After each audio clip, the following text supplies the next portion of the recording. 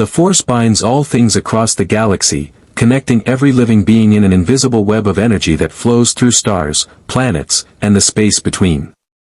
But what happens when something arrives that the force cannot fully touch, something born not of midichlorians and mystical energy, but of gamma radiation and Earth's own particular brand of chaos?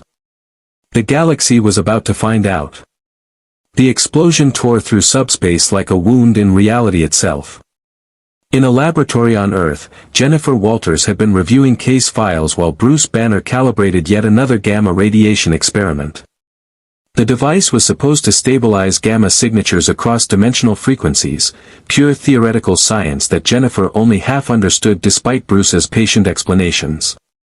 What she did understand was contract law, criminal defense, and the delicate balance of justice that she dedicated her life to upholding. She never saw the Sith artifact. Buried 3 levels below the lab in an abandoned subway tunnel, the ancient dark side relic had been dormant for millennia, hidden by some impossibly unlikely sequence of events that had transported it across dimensions and time. When Bruce's gamma emitter activated, reaching frequencies that touched the fabric of reality itself, the artifact responded. Gamma energy and dark side power collided. Jennifer had exactly 3 seconds to register the alarms before green lightning consumed the laboratory. She felt her body transforming involuntarily, the familiar surge of gamma radiation flooding her cells, muscles expanding, senses sharpening. But this time something was different. The energy didn't stop at her skin. It pulled at something deeper, tearing at the very space around her. Bruce shouted her name. Then she was falling through a tunnel of emerald light and crimson darkness, 2 energies intertwined and fighting for dominance. She saw flashes of impossible things. Twin suns, endless deserts, gleaming cities that stretched across entire planets, ships the size of cities hanging in the void. The visions came too fast to process, and through it all she felt the gamma radiation in her blood burning hotter than it ever had before. The fall ended abruptly. She-Hulk crashed through the roof of a building and landed in what appeared to be some kind of cantina. Metal tables crumpled beneath her. Alien patrons, and Jennifer's enhanced mind registered that word with stunned disbelief, aliens, scattered in every direction. Species she'd never seen, wearing clothes from no Earth culture, carrying weapons that hummed with energy she didn't recognize. She rose slowly, debris falling from her green skin. 7 feet tall, powerfully muscled, still wearing the tattered remains of her business suit. The cantina had gone silent. Every eye, and there were many eyes in many configurations, was fixed on her. "Okay," She-Hulk said, her voice steady despite the surreal situation. "This is new." A Rodian near the back reached for a blaster. Jennifer's enhanced reflexes registered the movement before her conscious mind fully processed it. She'd dealt with enough gunmen in her career to recognize aggressive intent regardless of what species was displaying it. She raised her hands in a placating gesture. "Let's all stay calm," she said. "I'm a lawyer. I don't want any trouble." The Rodian fired anyway. The bolt hit her in the shoulder and dissipated against her gamma-enhanced skin with a flash of light and heat. It hurt. These energy weapons packed more punch than conventional bullets, but her regeneration was already knitting the minor damage. The pain cleared her head, brought her situation into sharp focus. She wasn't on Earth anymore. That much was obvious. "Wrong move," She-Hulk said. She crossed the cantina in 3 bounds. The Rodian got off 2 more shots before she grabbed the blaster and crumpled it like aluminum foil. She lifted him by his shirt, noting absently that even alien clothing used familiar fasteners, and held him at eye level. "I said I don't want trouble. That means nobody gets hurt unless you make me hurt them. We clear?" The Rodian nodded frantically. Jennifer set him down and turned to face the rest of the cantina. A dozen weapons were now pointed at her. She recognized the general principle: energy weapons, projectile weapons, something that looked disturbingly like a flamethrower, even if the specific technology was alien. "I'm going to walk out of here," she announced. "You're all going to let me. Then we can forget this happened." A Trandoshan with scarred scales stepped forward. You got credits to pay for damages, Greenskin. Jennifer looked at the hole she'd made in the roof, the crushed tables, the scattered debris. In any court on Earth, she could argue self-defense and accidental damage. Here. She had no idea what laws applied. I don't have credits, she admitted.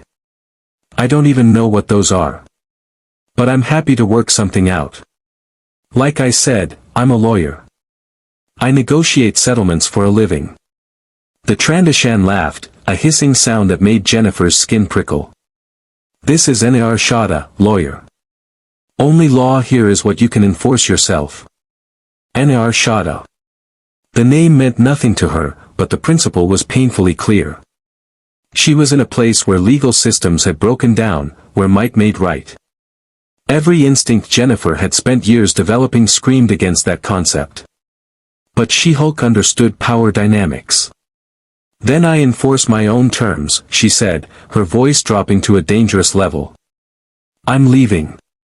Anyone who tries to stop me will regret it.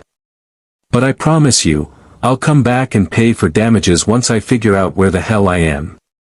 She could see the calculation in their eyes. Whatever she was, she'd just taken blaster fire without flinching and crumpled a weapon with her bare hands. In a place where power was the only currency, she just demonstrated she had plenty. The crowd parted. Jennifer walked through the cantina and out into the street beyond. What she saw stopped her in her tracks. The city stretched in every direction, a vertical sprawl of metal and lights that climbed into a polluted sky. Speeders, some kind of hovering vehicles, zipped through the air along invisible traffic lanes. Holographic advertisements in languages she couldn't read flickered on every surface. And the people. Dozens of species, hundreds of individuals, none of them human in the way she understood the term. Twin moons hung in the sky. Not Earth's familiar single satellite, but two distinct celestial bodies. I'm not on Earth, Jennifer said aloud, the words feeling inadequate for the reality she faced. I'm not even in my universe. A protocol droid shuffled past, its photoreceptors giving her a brief once-over. New arrival? It asked in a mechanical voice. Nar Shada welcomes all sentients with credits. Currency exchange available at. Not now, Jennifer interrupted. She needed to think, to process, to approach this situation with the same logical framework she'd use for any impossible case. Establish the facts. Identify the jurisdiction. Determine the applicable law. Find a path forward. Fact, she was no longer on Earth. Fact, she was in a place with alien species, advanced technology, and minimal legal structure. Fact, she had her gamma powers intact and her mind still functioning. Fact, she needed to find out where she was, what had brought her here, and whether there was any way to get home. High above, a massive ship moved across the sky, bigger than any aircraft carrier, bristling with weapons and armor. Jennifer watched it pass and felt the weight of her situation settle on her shoulders. This wasn't a case she could win with legal arguments and precedent. This was survival in an alien galaxy. But Jennifer Walters had never backed down from a challenge. And She-Hulk was even less inclined to quit. She squared her shoulders and started walking deeper into the city, past cantinas blaring alien music and vendors hawking strange foods and weapon shops displaying implements of destruction she couldn't begin to understand. Somewhere in this city, there had to be someone who could give her answers. Someone who understood the law, even if it was a different law than she'd spent her life defending. Behind her, the cantina patrons watched the green woman disappear into the Nar Shada night. They would talk about this moment for years, the day something new and unexplainable had fallen from the sky and walked away unscathed. If you want to see more characters enter the Star Wars galaxy, hit that subscribe button and drop the name of a character you'd want to see in the comments below. May the Force be with you. Jennifer Walters had handled difficult clients before. Drug dealers who thought legal representation meant she approved of their lifestyle. Corporate executives who assumed money could buy any verdict. Even the occasional superhuman who believed their powers put them above the law. But she'd never represented anyone in front of a giant slug crime lord who literally ate people who displeased him. Yet here she was, standing in Gracchus the Hutt's palace, watching a Weequay smuggler beg for his life. The past 3 days on Nar Shaddaa had been a crash course in galactic civilization. Jennifer had learned that credits were the universal currency, that the Galactic Empire controlled most of known space with an iron fist, and that Nar Shaddaa existed in a legal gray zone where Hutt cartel authority superseded imperial law. She'd also learned that her gamma-enhanced strength made her extremely valuable in a galaxy where physical power was respected above almost everything else. The Weequay had made the mistake of trying to hire her as muscle. "You're 7 feet of green muscle who can take blaster fire," he'd said, his basic, the common language she was rapidly picking up, thick with desperation. "Gracchus wants to make an example of me over a shipping dispute. I need protection." "I'm not a bodyguard," Jennifer had replied. "But I am a lawyer. Tell me about this shipping dispute." Now she stood in the Hutt's throne room, a cavernous space decorated with the spoils of 1,000 criminal enterprises, and realized she was about to practice law in the most hostile courtroom of her career. Gracchus the Hutt lounged on his platform, massive and ancient, his eyes gleaming with predatory intelligence. Gamorrean guards flanked the room.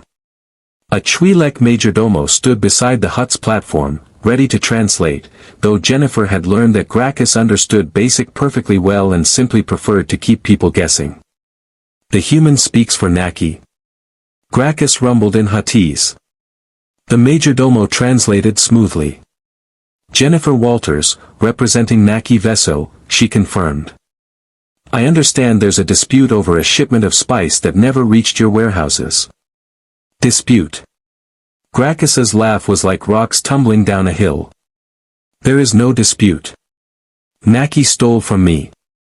The penalty is clear." A section of floor near the throne began to slide open. Jennifer heard growling from below, something large and hungry. The Rancor Pit. She'd heard about them in the cantinas. Gracchus's favorite method of execution and entertainment.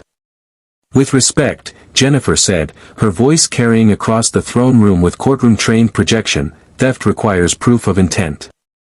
Has anyone established that Naki deliberately diverted the shipment rather than losing it to pirates or imperial seizure?" The majordomo hesitated before translating. This clearly wasn't how disputes were normally handled. Gracchus's eyes fixed on Jennifer with new interest. "You dare speak of proof in my palace?" The translation came with barely suppressed amusement. "I am the law here, human." "You're the authority," Jennifer corrected. "But even the most powerful authority benefits from making informed decisions. Execute Naki if you want, but wouldn't you rather know if there's a traitor in your organization who actually stole the spice? Or if Imperial patrols have changed their routes and are intercepting your shipments?" She was gambling. Everything she'd learned about Hutt psychology in 3 days suggested they respected cunning as much as strength. Gracchus didn't survive centuries of gang warfare by being impulsive. The floor stopped opening. The growling faded. "Continue," Gracchus said. Jennifer felt a surge of familiar confidence. This was her element. The setting was bizarre, the stakes were life and death, and her client was a criminal by any reasonable standard, but the fundamental principle remained the same. Present the facts. Construct the argument. Find the leverage. "Naki claims the shipment was intercepted near the Kessel Run," Jennifer began. 3 ships, Imperial markings. He provided sensor logs. She held up a datapad the Weequay had given her, showing it to the assembled court. "These logs show Imperial Star Destroyer signatures at the coordinates Naki specified, at the time the shipment disappeared. Logs can be faked," the majordomo translated for a Rodian accountant standing near the throne. "They can," Jennifer agreed. "But why would Naki fake evidence of Imperial presence? If he wanted to steal the spice and blame someone else, he'd blame pirates or a rival cartel. Implicating the Empire draws dangerous attention. It's the worst possible cover story for theft, which suggests it might actually be true. Gracchus shifted his massive bulk, studying her. The Empire doesn't steal. They seize contraband as evidence of criminal activity. Officially, Jennifer said. But your organization has been in operation for how long? Centuries. You must have intelligence on corrupt imperial officers who supplement their income. Moths who fund secret projects. Admirals who look the other way in exchange for a percentage. She was improvising now, working from patterns she'd seen in organized crime cases back on Earth. Corruption was universal. Authority bred opportunities for abuse of power. Even in a galaxy far from home, some principles held true. If an Imperial patrol intercepted Naki's shipment, someone in the Empire now has your spice. The question isn't whether to punish Naki. The question is whether you want to recover your property and send a message that stealing from the Hutt cartel, even under Imperial colors, has consequences. The throne room had gone quiet. Jennifer could feel dozens of eyes on her. She'd shifted the narrative from a simple execution to a question of organizational strength and intelligence. Gracchus wasn't just a crime lord, he was the head of a criminal empire. And empires, whether legitimate or not, operated on information and reputation. Gracchus spoke in Huttese for nearly a minute. The majordomo's translation was carefully neutral. The mighty Gracchus acknowledges the humans. Interesting perspective. But this raises questions. Why should Gracchus trust Naki's story? Why should he trust you, a stranger who appeared on Nar Shaddaa 3 days ago and already speaks of law and proof? Jennifer had been waiting for this. Because I have nothing to gain by lying. I'm not part of your organization. I don't know Naki beyond what he's told me today. But I am very good at finding the truth, and right now the truth is your most valuable commodity. Execute Naki, and you might be killing an innocent employee while the real thief stays hidden. Or worse, you might be making an enemy of a loyal worker while letting the Empire think they can steal from you without consequences. She paused, then played her strongest card. I'm offering my services as an investigator. Let me track down what really happened to the shipment. If Naki's lying, you can feed him to your rancor and I'll walk away. If he's telling the truth, you'll know who actually stole from you. Either way, you get answers instead of assumptions. And what does the human want in return? The question came directly from Gracchus, in heavily accented but clear basic. Information, Jennifer said. I'm new to this galaxy. I need to understand how it works. Your organization has intelligence networks across multiple sectors. Help me understand this place, and I'll help you solve your problems. It was a calculated risk. She was offering to work for a crime lord, something that would have been unthinkable in her career on Earth. But she wasn't on Earth anymore, and the rules had changed. The Empire was a tyrannical dictatorship. The Rebel Alliance was barely more than scattered resistance cells. And the Hutts, for all their criminal activity, operated with a certain pragmatic consistency. Besides, she'd represented mobsters before. The trick was maintaining her own principles while navigating their world. Gracchus studied her for a long moment. Then he laughed, a deep rumbling sound that shook the platform. A lawyer who offers to investigate her own case. Either very clever or very foolish. We shall see which. He gestured to his majordomo. Naki lives, for now. The human has 5 days to provide proof. If she fails, they both feed the rancor. Jennifer kept her expression neutral, though internally she was calculating odds. 5 days to investigate an interstellar crime in a galaxy she barely understood, using technology she was still learning to operate, while keeping herself and her client alive. She'd faced tighter deadlines. Thank you for your consideration, she said, inclining her head in respect. The Gamorrean guards escorted her and Naki out of the throne room. The Weequay grabbed her arm. Are you insane? You just volunteered us for an impossible investigation. We're dead. Jennifer pulled her arm free, her gamma strength making the movement effortless. We were dead when we walked in here. Now we have 5 days and a chance. That's better odds than most defendants get.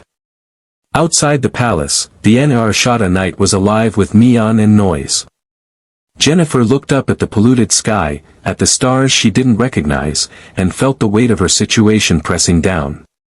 She was alone in an alien galaxy, had just committed to investigating a crime for one of the most powerful criminals in known space, and had absolutely no idea how to get home. But she'd bought herself time. And time meant opportunity. She pulled out the datapad Naki had given her and began studying the sensor logs. Somewhere in this data was the truth about what happened to that spice shipment. And Jennifer Walters had built a career on finding truth in complicated places. We need to find someone who can analyze these imperial signatures, she said. Someone with military intelligence background. Where would I find someone like that on Anarshada? Naki stared at her. You're serious. You're actually going to investigate. I'm always serious about my cases, Jennifer replied. Now answer the question. The Weequay's expression shifted from terror to something like hope. There's a cantina in the lower districts. Smugglers, ex-military, information brokers. If anyone can read Imperial sensor data, we'll find them there. Then that's where we start. Jennifer began walking, her enhanced senses alert for threats in the crowded streets. And Naki? Next time you're in legal trouble, lead with the sensor logs. Would have saved us both some stress. Behind them, high in Gracchus's palace, the Hutt watched the green human disappear into his city. He hadn't survived this long without recognizing potential when he saw it. The human was clever, bold, and possessed strength that rivaled some Force users he'd encountered. She would be useful. Or she would be entertaining. Either way, Gracchus was satisfied with his decision. The galaxy had gained something new. And Gracchus the Hutt intended to profit from it. The cantina's sensor alarm went off 3 seconds before the door exploded inward. Jennifer had just convinced a former Imperial Navy analyst to examine Naki's datapad when the entire establishment went silent. The temperature seemed to drop 10 degrees. Every patron, smugglers, bounty hunters, spice runners, suddenly found urgent reasons to stare at their drinks or edge toward the exits. Then she felt it. Not the Force. Jennifer Walters had no midichlorians, no connection to the mystical energy that supposedly bound the galaxy together.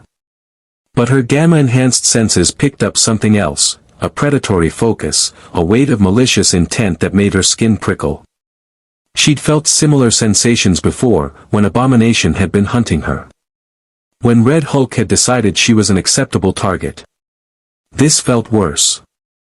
The figure that entered wore black armor and a dark cloak. His face was pale, almost gray, with Sith tattoos running across his scalp. Yellow eyes swept the room with casual contempt. He carried a lightsaber on his belt. Jennifer had learned about those elegant weapons in her 3 days of accelerated cultural education, but he hadn't drawn it yet. Inquisitor, someone whispered. The word carried more fear than Empire, or Hutt, ever had. The fifth brother surveyed the cantina with the expression of a man examining insects.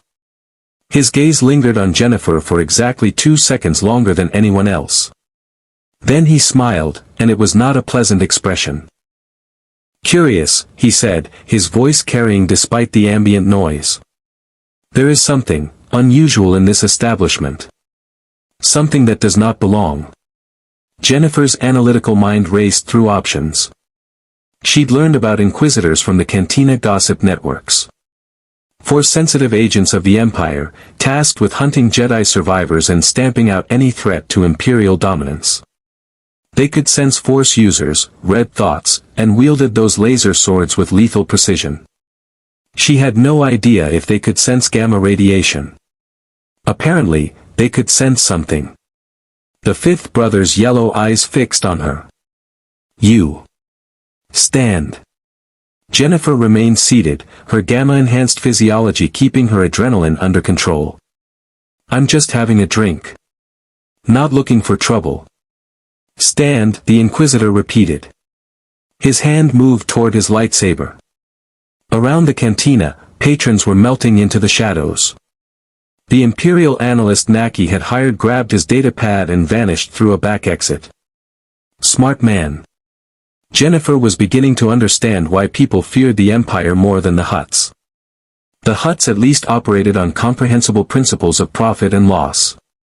The Empire operated on fear and absolute authority. She stood slowly, deliberately non-threatening. At 7 feet tall in her She-Hulk form, she was nearly eye level with the Inquisitor. "What can I help you with, officer?" The fifth brother's expression flickered with irritation at the casual term.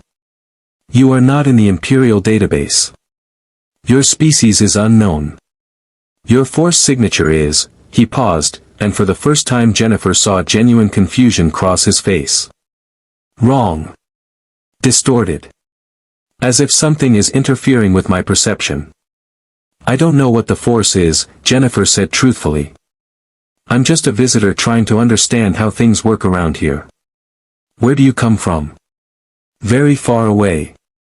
The lightsaber ignited with a snap hiss that made the remaining cantina patrons flinch. The blade burned red, casting crimson light across the Inquisitor's face. "I do not appreciate evasion. The Emperor has ordered all Force-sensitive individuals to be reported immediately. Your distortion suggests abilities you are attempting to hide." Jennifer felt her muscles tensing, gamma radiation humming in her cells. She'd been in standoffs before. The key was staying calm, keeping control, and never showing fear. "I'm not Force-sensitive. I don't have whatever you're looking for.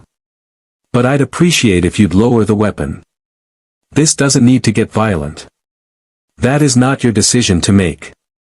The fifth brother moved with Force-enhanced speed, the lightsaber arcing toward her shoulder in a strike meant to disable, not kill. He wanted her alive for questioning. That was his first mistake. Jennifer's gamma-enhanced reflexes were faster than most Force users anticipated. She caught his wrist mid-swing, her green fingers wrapping around the armored gauntlet with crushing strength. The lightsaber blade stopped inches from her neck, crackling with plasma energy that made her skin tingle but didn't cut. The Inquisitor's eyes widened in genuine shock. "I said lower the weapon," Jennifer repeated, her voice dropping to the dangerous register that meant She-Hulk was done being polite. The fifth brother attempted to yank his arm free. Jennifer's grip didn't budge. He was strong, Force-enhanced strength was considerable, but gamma radiation had transformed Jennifer Walters into something that could trade blows with gods and monsters. Even with the Force augmenting his power, he wasn't in her weight class. He tried to force push her with his free hand. Jennifer felt something. A pressure against her chest, like standing in front of a powerful wind turbine. The gamma radiation in her cells seemed to flare in response, creating an interference pattern that disrupted whatever he was trying to do. The push dissipated against her like water breaking against a rock. "Impossible," the fifth brother hissed. "Nothing resists the Force like this." "What are you?" "I told you. A visitor. And you're testing my patience." Jennifer squeezed. The armored gauntlet crumpled. The Inquisitor gasped in pain and the lightsaber deactivated, dropping from his nerveless fingers. She caught it before it hit the ground, examined the elegant weapon for a brief second, noting the activation stud, the focusing crystal visible through a small window, and then crushed it like an aluminum can. The weapon sparked and died, Kyber crystal shattering under impossible pressure. The cantina was completely silent now. What Jennifer had just done was, apparently, unthinkable. Lightsabers were sacred weapons, nearly indestructible, symbols of Force user authority. She'd just destroyed one with her bare hand. The fifth brother stared at his ruined weapon with an expression that mixed rage and fear. "You will die for this. The Empire will." "The Empire will what?" Jennifer interrupted. "Send more people like you. I'm trying to have a peaceful drink and do some investigative work. You came in here making demands and waving a weapon around. I responded proportionally. She released his wrist and stepped back, giving him space. The Inquisitor cradled his damaged arm, his force senses clearly scrambling to understand what she was. Jennifer could almost see him cycling through possibilities: unknown alien species, force anomaly, secret weapon, something else entirely. "I'm going to walk out of here," Jennifer said. "You're going to let me? Because if this escalates, someone's going to get seriously hurt, and I really don't want that someone to be you." The Inquisitorius does not negotiate with. Then don't think of it as negotiation. Think of it as tactical assessment. Jennifer's legal training kicked in, the same calm rationality she'd used in hundreds of tense situations. "You came here sensing something unusual. You found me. Now you know I'm strong enough to destroy your weapon and resist whatever force abilities you've got. So ask yourself, is capturing one unknown individual worth the fight that's about to happen?" The fifth brother's face twisted with fury and calculation. He was a predator who just discovered his prey could bite back hard. Jennifer could see the exact moment his training overrode his ego. Inquisitors survived by being ruthless, not reckless. "This is not over," he said, his voice tight with controlled rage. "The Empire will learn what you are. And when we do, you will be destroyed or controlled. There is no third option." "There's always a third option," Jennifer replied. "You just haven't thought of it yet." The Inquisitor backed toward the exit, his yellow eyes never leaving her. At the door he paused. "Gracchus, the Hutt's newest acquisition. Yes, I see the connections now. The mighty Hutts harbor an unknown force anomaly. When the Empire comes for you, and we will come, Gracchus cannot protect you." Then he was gone, vanishing into the Anarshada night with force-enhanced speed. The cantina remained frozen for 3 full seconds. Then everyone started moving at once, some fleeing, others clustering around Jennifer with expressions ranging from awe to terror. "You just destroyed an Inquisitor's lightsaber," someone breathed. "Nobody does that in lives." Jennifer looked at the crushed remains of the weapon in her hand. In the heat of the moment, defending herself had been instinct. Now she was beginning to understand the magnitude of what she'd done. The Empire didn't tolerate defiance. And she'd just publicly humiliated one of their most feared agents. Naki pushed through the crowd, his face pale. "We need to leave. Now. When the fifth brother reports this, they'll send everything they have." "I know." Jennifer dropped the ruined lightsaber and headed for the exit. "But first we finish the investigation. I made a promise to Gracchus, and I keep my promises." "Are you insane?" "The Empire will come whether I investigate or not," Jennifer interrupted. "At least if I solve Gracchus's problem, I'll have his resources when they arrive. Now where's our analyst?" He had Naki's datapad. The cantina owner, Askar Duros, pointed toward the back exit. Varric went toward the old factory district. Said something about needing his full equipment to crack Imperial encryption. Jennifer nodded and started walking. Behind her, she could hear the cantina patrons already spreading the story. The green woman who crushed a lightsaber. Who resisted the Force. Who told an Inquisitor to back down and lived. She was becoming famous. In a galaxy ruled by fear and power, she just demonstrated she possessed both in quantities that made even the Empire's enforcers hesitate. The problem with fame, Jennifer knew from experience, was that it attracted attention. And not all attention was the kind you wanted. High above Anarshada, aboard an Imperial Star Destroyer, the Fifth Brothers report was already climbing the chain of command. Unknown force anomaly. Gamma-powered humanoid. Possibly alien, possibly mutant, definitely dangerous.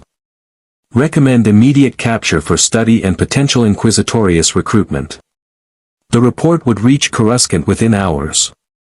And from there, it would reach someone whose interest in force anomalies was both professional and deeply personal. But Jennifer Walters didn't know that yet.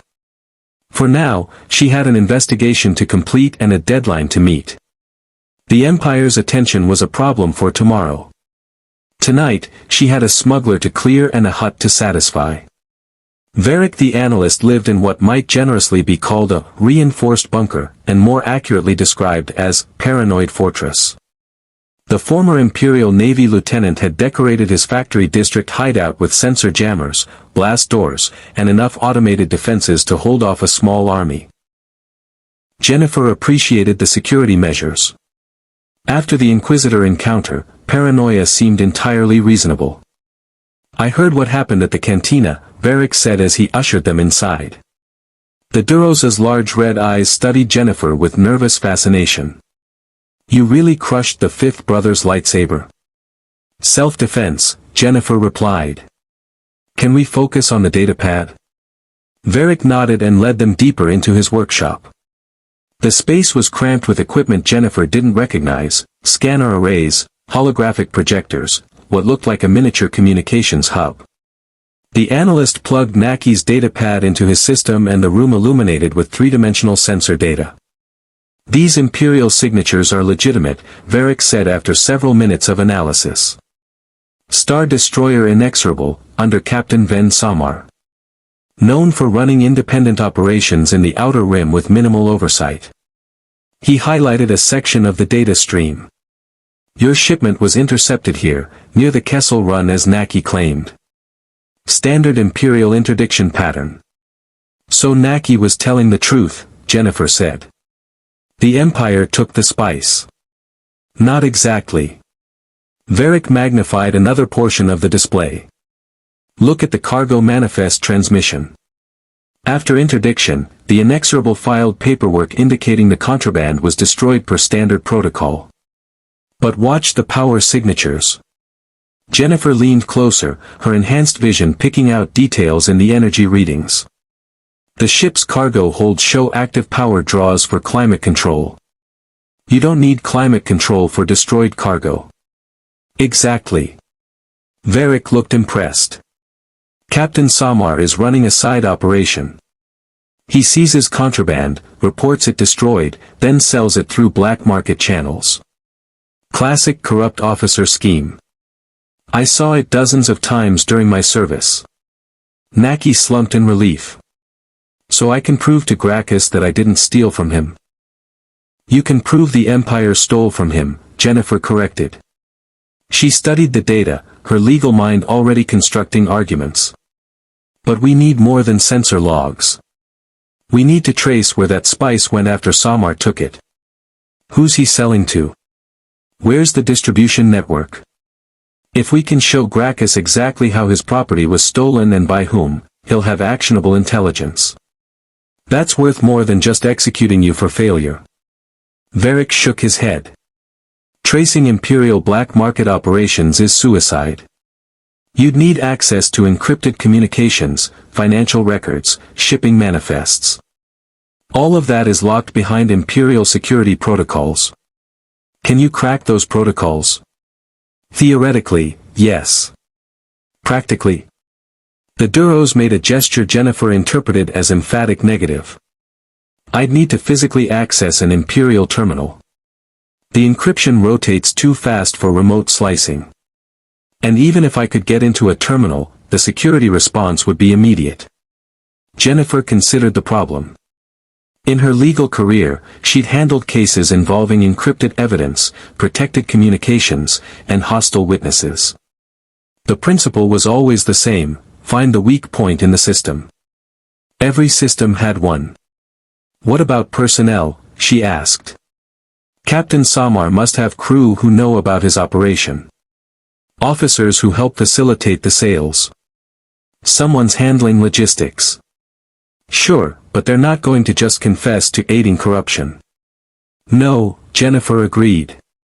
"But people make mistakes when they're comfortable. They get sloppy. They talk in places they think are secure." She turned to Naki. "The cantina where we were, that's a smuggler haven, right? Information flows through there." "Every day," Naki confirmed. "But Imperial officers don't drink with smugglers. They've got their own establishments. Then we need to get into those establishments. Jennifer was building a strategy now, the same way she'd approach any complex investigation. Varric, can you identify which officers from the Inexorable are currently on shore leave on Nar Shaddaa? The analyst's fingers danced across his console. 4 officers. 2 lieutenants, 1 ensign, 1 supply officer. All logged at the Imperial Sector hotels. The supply officer, Jennifer said. That's our target. Supply officers handle logistics, track cargo movements, file manifests. If anyone knows where Samar's stolen goods go, it's them. What are you planning? Varric asked warily. Legal investigation techniques adapted for an imperial dictatorship. Jennifer smiled, though it wasn't entirely friendly. I'm going to have a conversation. 2 hours later, Jennifer Walters, not She-Hulk, as she'd carefully transformed back to her human form, sat in an Imperial Sector bar wearing clothes purchased from a Nar Shaddaa market vendor. The outfit was designed to blend in, professional but not military, expensive enough to suggest credits but not flashy enough to attract attention. She'd learned to control her transformation years ago. The gamma radiation was always there, humming in her cells, but she could maintain her human appearance through conscious effort. It was exhausting, especially in stressful situations, but useful when 7 feet of green muscle would attract exactly the wrong kind of attention. The supply officer, Lieutenant Marone Kess, sat 3 stools down. Human, middle-aged, with the slightly soft build of someone who spent more time behind a desk than in combat. He was on his 3rd drink and complaining to the bartender about requisition delays. Jennifer waited until his 4th drink arrived before making her move. Supply chain problems, she asked, her tone sympathetic and professional. I work in shipping logistics. The complaints sound familiar. Kess turned, his eyes slightly unfocused. Civilian contractor. Independent freight coordinator, Jennifer lied smoothly. It was technically false testimony, which would have gotten her disbarred on Earth. Here, it was survival. I move cargo through the outer rim. Always looking for reliable suppliers and buyers. Well, the Empire's got plenty of cargo, Kess said with a bitter laugh. Problem is actually getting it where it needs to go without some bureaucrat demanding 17 forms in triplicate. Jennifer signaled the bartender for her own drink, something called Corellian whiskey that tasted like burning plastic, and settled in. The key to extracting information wasn't aggressive interrogation. It was creating a comfortable environment where the subject wanted to talk. Sounds frustrating, she said. You'd think a military organization would streamline their processes. You'd think. Kess took another drink. Instead we've got captains running side operations, selling seized contraband, and expecting supply officers to cover the paperwork discrepancies. Jennifer's pulse quickened, but she kept her expression neutral. That happens a lot. More than you'd think. Captain Samar's got a whole network. Seizes spice from smugglers, reports it destroyed, then sells it through intermediaries on places like Nar Shaddaa. Kess leaned closer, lowering his voice conspiratorially. He's got connections with the Black Sun Syndicate. They handle distribution, give him 40% of the profits. Been going on for 2 years. Black Sun, Jennifer repeated, committing the name to memory. That's bold. The Hutts don't like competition in their territory. The Hutts don't know. That's the beauty of it. Samar targets Hutt shipments specifically. Makes them think it's just routine imperial interdiction. By the time anyone realizes the contraband isn't actually destroyed, it's already been redistributed through Black Sun channels. Kess finished his drink. Brilliant, really. If you're willing to risk what happens when someone figures it out. What would happen? The Hutts don't forgive theft. And Black Sun has enemies everywhere. If this operation gets exposed, Kess made a throat-cutting gesture. Everyone involved becomes a liability. Jennifer filed that information away. She had her smoking gun now, direct testimony from someone inside the operation. In a normal court, this would be inadmissible hearsay, obtained through deception. But Gracchus the Hutt didn't operate normal courts. "Sounds like your captain's playing a dangerous game," she said. "Not my problem anymore." Kess signaled for another drink. "I put in for transfer next month. Let someone else juggle the falsified manifests. I've had enough of the outer rim." Jennifer made small talk for another 10 minutes, establishing herself as a sympathetic ear rather than an interrogator. Then she excused herself, claiming an early morning appointment, and left the bar. Outside, she found a dark alley and let the transformation flow through her. The gamma radiation surged, muscles expanding, bones reinforcing, skin shifting to that distinctive green. She-Hulk emerged, 7 feet tall and considerably more capable of handling the walk back through Nar Shadda's dangerous streets. Naki and Varric were waiting at a prearranged meeting point. The Weequay took one look at her expression and grinned. "You got something." "I got everything," Jennifer confirmed. "Captain Samar's running the operation through Black Sunday. They're distributing stolen Hutt cargo throughout the sector. I have testimony, operational details, and the name of the syndicate handling distribution." "That's not going to be enough for Gracchus," Varric warned. "He'll want proof. Documentation. Something he can use to strike back at both the Empire and Black Sunday. Then we get documentation." Jennifer was already planning the next move. The Black Sun must have records of their transactions with Samar.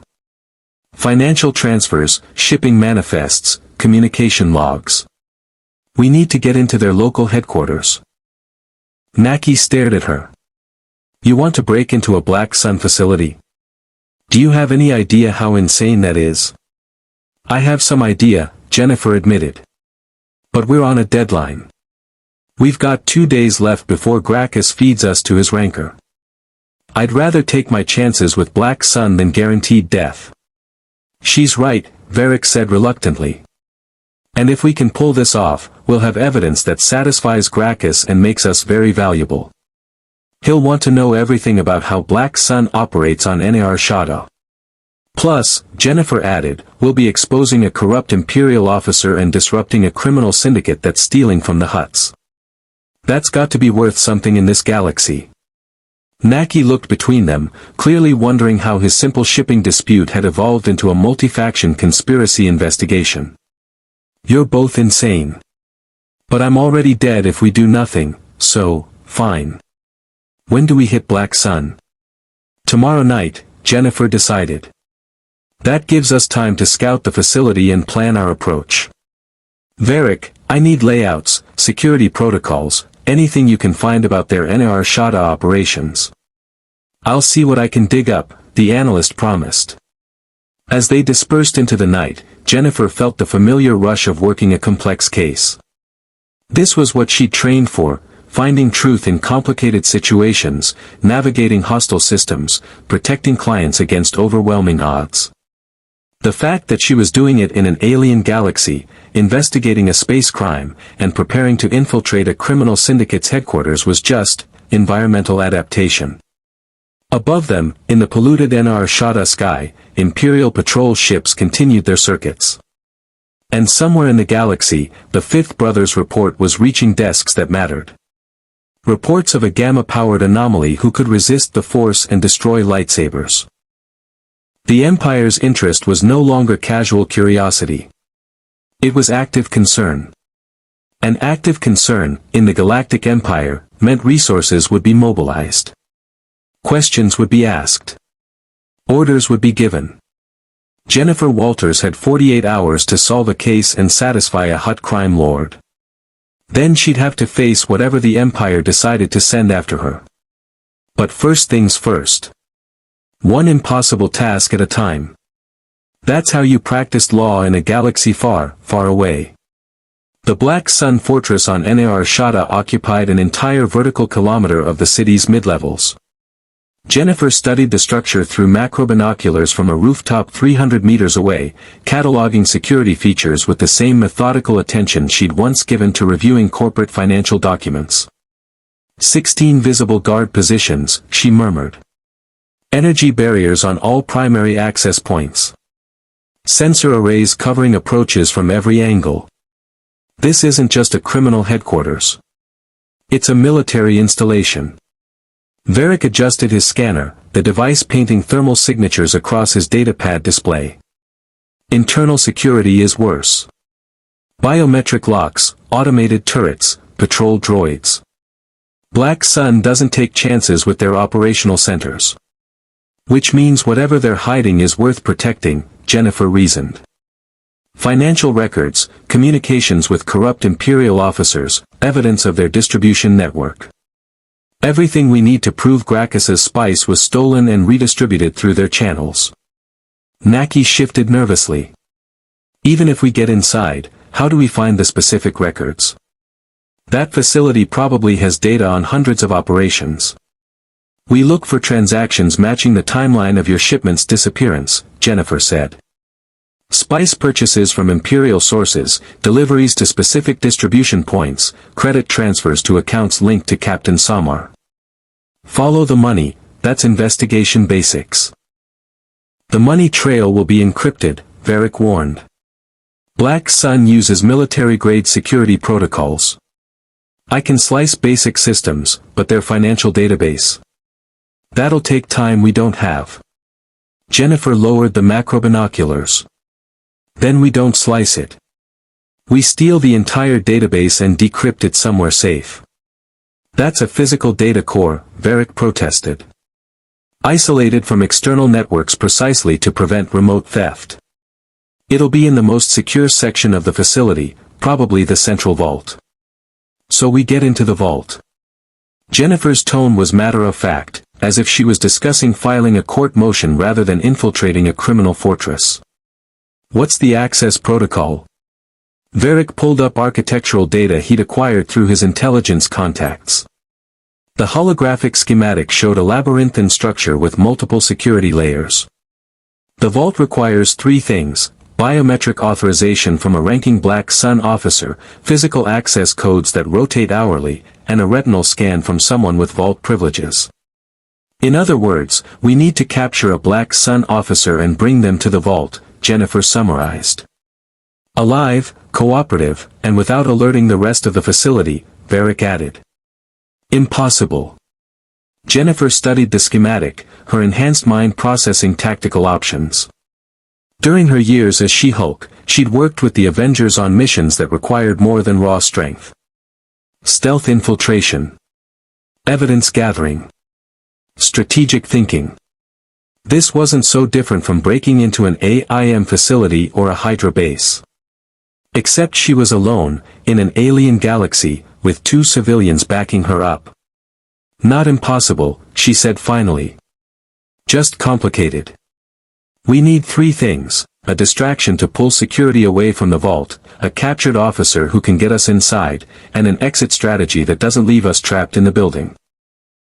You make it sound simple, Naki muttered. It's not simple. But it's achievable. Jennifer pointed to a section of the schematic. There. The power distribution hub on level 47. Varick, can you rig an overload that looks like an accident? Probably. Why? Because when the power goes out, security response will focus on protecting priority systems, communications, defense grids, external sensors. The vault is designed to seal automatically during emergencies. That means for about 90 seconds, while security is scrambling to assess the situation, the vault will be the lowest priority. Varick's eyes widened. You want to break in during a power failure? The vault's security will activate. We'll be sealed inside. Only if we're still there when the power comes back, Jennifer said. We have 90 seconds to get in, access the database, and get out. That's cutting it close, but it's workable. And the officer you need to open the vault? Naki asked. How do we capture someone without alerting everyone else? Jennifer smiled, and there was something predatory in the expression. I've got an idea about that. But you're not going to like it. 3 hours later, Jennifer Walters, in her human form again, wearing an expensive outfit purchased with credits she'd earned working as muscle for a hut shipping operation, walked into a Black Sun social club on level 38. The club catered to ranking syndicate members and their associates. Luxury, discretion, and security that kept unwanted elements out. Jennifer had bypassed that security through a combination of forged credentials, courtesy of Varric's slicing skills, and a carefully constructed cover identity as a freight broker looking to establish business relationships. The cover wasn't entirely false. She was looking to establish a relationship. Just not the kind Black Sun typically pursued. Her target was Dal Morvis, a Falleen who served as Black Sun's chief financial officer for the Nar Shaddaa sector. Varric's intelligence indicated Morvis had vault access and a reputation for appreciating beautiful humanoid females. Jennifer hated using that particular investigative technique, it felt manipulative and uncomfortably close to entrapment, but she'd learned to compartmentalize the distaste when necessary. Besides, she wasn't planning to do anything illegal by Earth standards. Manipulation, maybe. But not entrapment. Morvis sat in a private booth, his reptilian features aristocratic and coldly handsome. His pheromone control was active, Jennifer could smell the subtle chemical signals even in her human form. Falleen used pheromones to influence emotions, making them naturally persuasive. It was a useful trait for a financial officer in a criminal organization. Jennifer approached with confidence, her legal training allowing her to project exactly the right combination of professional interest and personal attraction. Dal Morvis? I was told you're the person to speak with about establishing shipping contracts through Black Sun channels. Morvis studied her with predatory interest. His pheromones intensified, attempting to make her more receptive. What he didn't know was that Jennifer's gamma-enhanced biology processed pheromones differently than baseline humans. She felt the effect, a pleasant warmth, increased attraction, but her conscious mind remained clear. Shipping contracts, Morvis said, his voice smooth. An interesting topic. Though I typically discuss such matters in more private settings. I'm happy to discuss business anywhere that's convenient, Jennifer replied.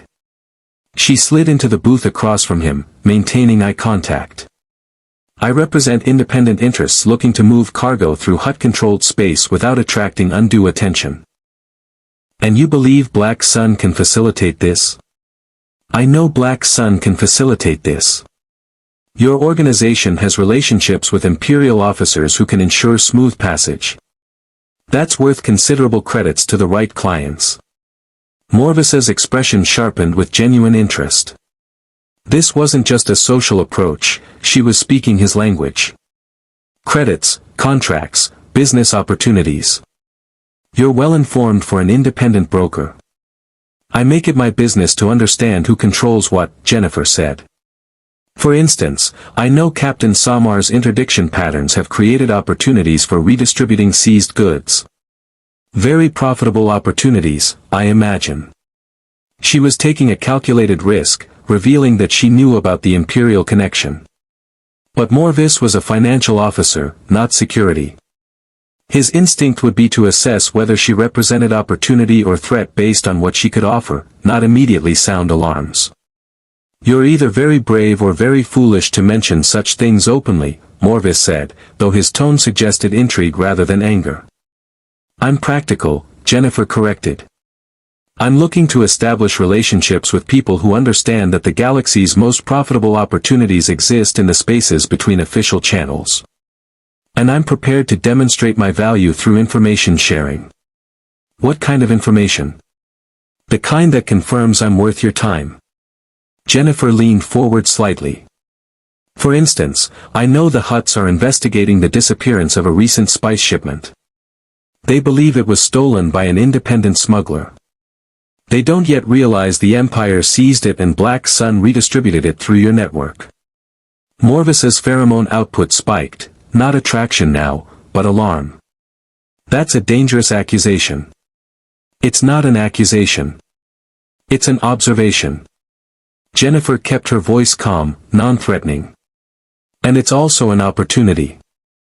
If someone were to warn Black Sun that the Hutts are getting close to discovering the truth, your organization could take proactive measures. Adjust operations, eliminate evidence, prepare for potential conflict. That kind of advance warning is valuable. She was walking a tightrope now. Offering just enough to seem useful while not revealing that she was the one investigating on behalf of Gracchus. Morvis would either see her as a potential asset or a threat that needed eliminating. The Falleen studied her for a long moment. Then he smiled. You're either the cleverest broker I've met or the most sophisticated Hutt spy in the sector. Either way, I'm intrigued. Let's continue this conversation somewhere more private. My office has better accommodations and more secure communications. I'd be delighted, Jennifer said. 20 minutes later, she was inside the Black Sun Fortress, being escorted through corridors that matched Varric's schematics exactly. Morvis's office was on level 53, just 8 levels above the central vault. Perfect positioning for what came next. The office was luxurious, real wood furniture, expensive art pieces, a viewport showing Enarshada's glittering cityscape. Morvis poured 2 glasses of something that sparkled like champagne and handed one to Jennifer. To profitable partnerships, he said, raising his glass. Jennifer raised hers but didn't drink. Before we toast, I should be honest about something. Oh. Morvis's hand drifted subtly toward a concealed weapon under his desk. I'm not actually a freight broker. Jennifer set down the glass. I'm an investigator working for Gracchus the Hutt. And you're under arrest. Morvis moved fast, his hand closing on the blaster. Jennifer moved faster. The transformation rippled through her in a second. Gamma radiation flooded her system, muscles expanding, bones reinforcing, green skin replacing pink. She-Hulk emerged at full size, towering over the Falleen. The expensive outfit tore apart, she'd have to replace it again, but that was a minor concern. She caught Morvis's wrist before he could draw the blaster, her grip crushing the bones with carefully calibrated pressure. Not enough to permanently maim, but enough to guarantee he couldn't fight back. Under arrest? Morvis gasped through the pain. You have no authority here. I have Gracchus's authority, Jennifer corrected. And in Hutt space, that's all the authority I need. You've been stealing from him. Redistributing his spice through your network. Partnering with corrupt Imperial officers to intercept his shipments. That makes you a thief, and thieves answer to the Hutts. She pulled out a set of stun cuffs she'd acquired specifically for this purpose and secured Morvis's wrists. The Falleen struggled, his pheromones surging in desperation, but She-Hulk's biology was too alien for them to affect. The vault, Jennifer said flatly. You're going to open it for me. Never. Black Sun will. The building shuddered. Lights flickered. Then the power died completely, plunging the office into darkness lit only by emergency lighting. Varric's distraction had worked perfectly. Jennifer's enhanced vision cut through the darkness easily. She grabbed Morvis and hauled him toward the door. We're going to level 45. You're going to use your biometric authorization to open the vault. And you're going to do it quickly, because in about 60 seconds, building security is going to realize this wasn't an accident. You're insane, Morvis hissed. Probably, Jennifer agreed. But I'm also very motivated. Now move. She dragged the struggling Falleen through corridors filled with confused Black Sun personnel. In the darkness and chaos, with everyone focused on the power failure, a 7-foot green woman dragging a ranking officer looked like security responding to an emergency rather than an infiltration in progress. They reached the vault entrance on level 45 with 30 seconds to spare. Jennifer pressed Morvis's hand against the biometric scanner. Access code. Now. The code rotates. I don't know the current sequence. Jennifer squeezed his injured wrist slightly. Morvis screamed and rattled off a 12-digit code. Jennifer punched it into the keypad. The retinal scanner activated and she held Morvis's face to it, forcing his eye open. The vault door unsealed with a pneumatic hiss. Inside, rows of data storage devices glowed with standby power. Jennifer identified the financial database, a crystalline storage array that held terabytes of encrypted information. She ripped it from its housing, ignoring the damage to the surrounding systems. The lights flickered. Power was coming back online. Jennifer grabbed Morvis again and ran. Not toward the exit she'd entered through, that would be suicide now that the alarm was raised, but toward a maintenance shaft Varric had identified as leading to the lower levels. She kicked through the access panel, tossed Morvis over her shoulder, and jumped. They fell 8 stories down the maintenance shaft, Jennifer's gamma-enhanced body absorbing the impact when they hit bottom. Morvis screamed the entire way down. Above them, she could hear alarms blaring and security teams mobilizing. The maintenance tunnel led to the Undercity, the labyrinthine lower levels where Enarshada's infrastructure became indistinguishable from its slums. Jennifer navigated by dead reckoning and enhanced senses, carrying both the database and her captive through darkness that would have been impassable for normal humans. She emerged in a designated meeting point 40 minutes later. Naki and Varric were waiting with a speeder, their expressions mixing relief and terror. "Did you get it?" Varric asked. Jennifer held up the crystalline array. "Everything Black Sun knows about their operations with Captain Samar. Plus a witness." She dumped Morvis unceremoniously into the speeder's cargo area. "Let's move before they track us." As they sped away through Enarshada's lower levels, Jennifer allowed herself a moment of satisfaction. She'd successfully infiltrated a criminal fortress, obtained critical evidence, and captured a witness, all without killing anyone. That was a good day's work by any standard.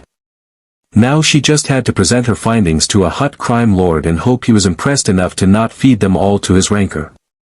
One impossible task at a time. Gracchus the Hutt's throne room was more crowded than Jennifer had ever seen it.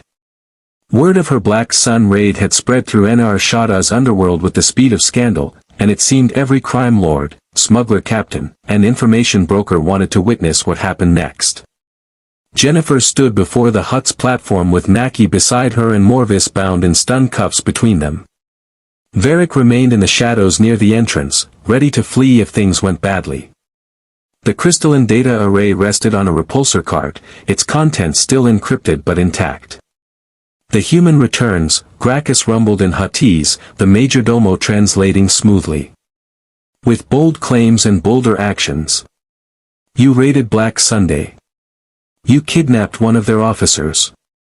You stole their financial records." The mighty Gracchus is, intrigued. Jennifer had prepared for this moment the same way she prepared for any critical court appearance. Know your audience. Organize your evidence. Present your case with confidence. The fact that failure meant being eaten alive by a rancor was just additional motivation. "I promised you the truth about Naki's shipment," she began, her voice carrying across the throne room. "I've delivered that truth, along with evidence of a conspiracy that's been stealing from you for 2 years. Gracchus's eyes gleamed. "Elaborate." Jennifer gestured to Varric, who activated a holographic projector.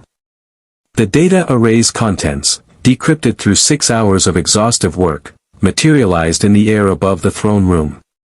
Financial transactions, shipping manifests, communication logs. All of it painting a damning picture. Captain Ven Samar of the Imperial Star Destroyer Inexorable has been running an illegal operation, Jennifer explained. He interdicts smuggling vessels in your territory, files reports claiming the contraband is destroyed per Imperial protocol, then sells that contraband through Black Sun's distribution network. Your spice, your profits, systematically stolen and redistributed. She highlighted specific transactions. Here.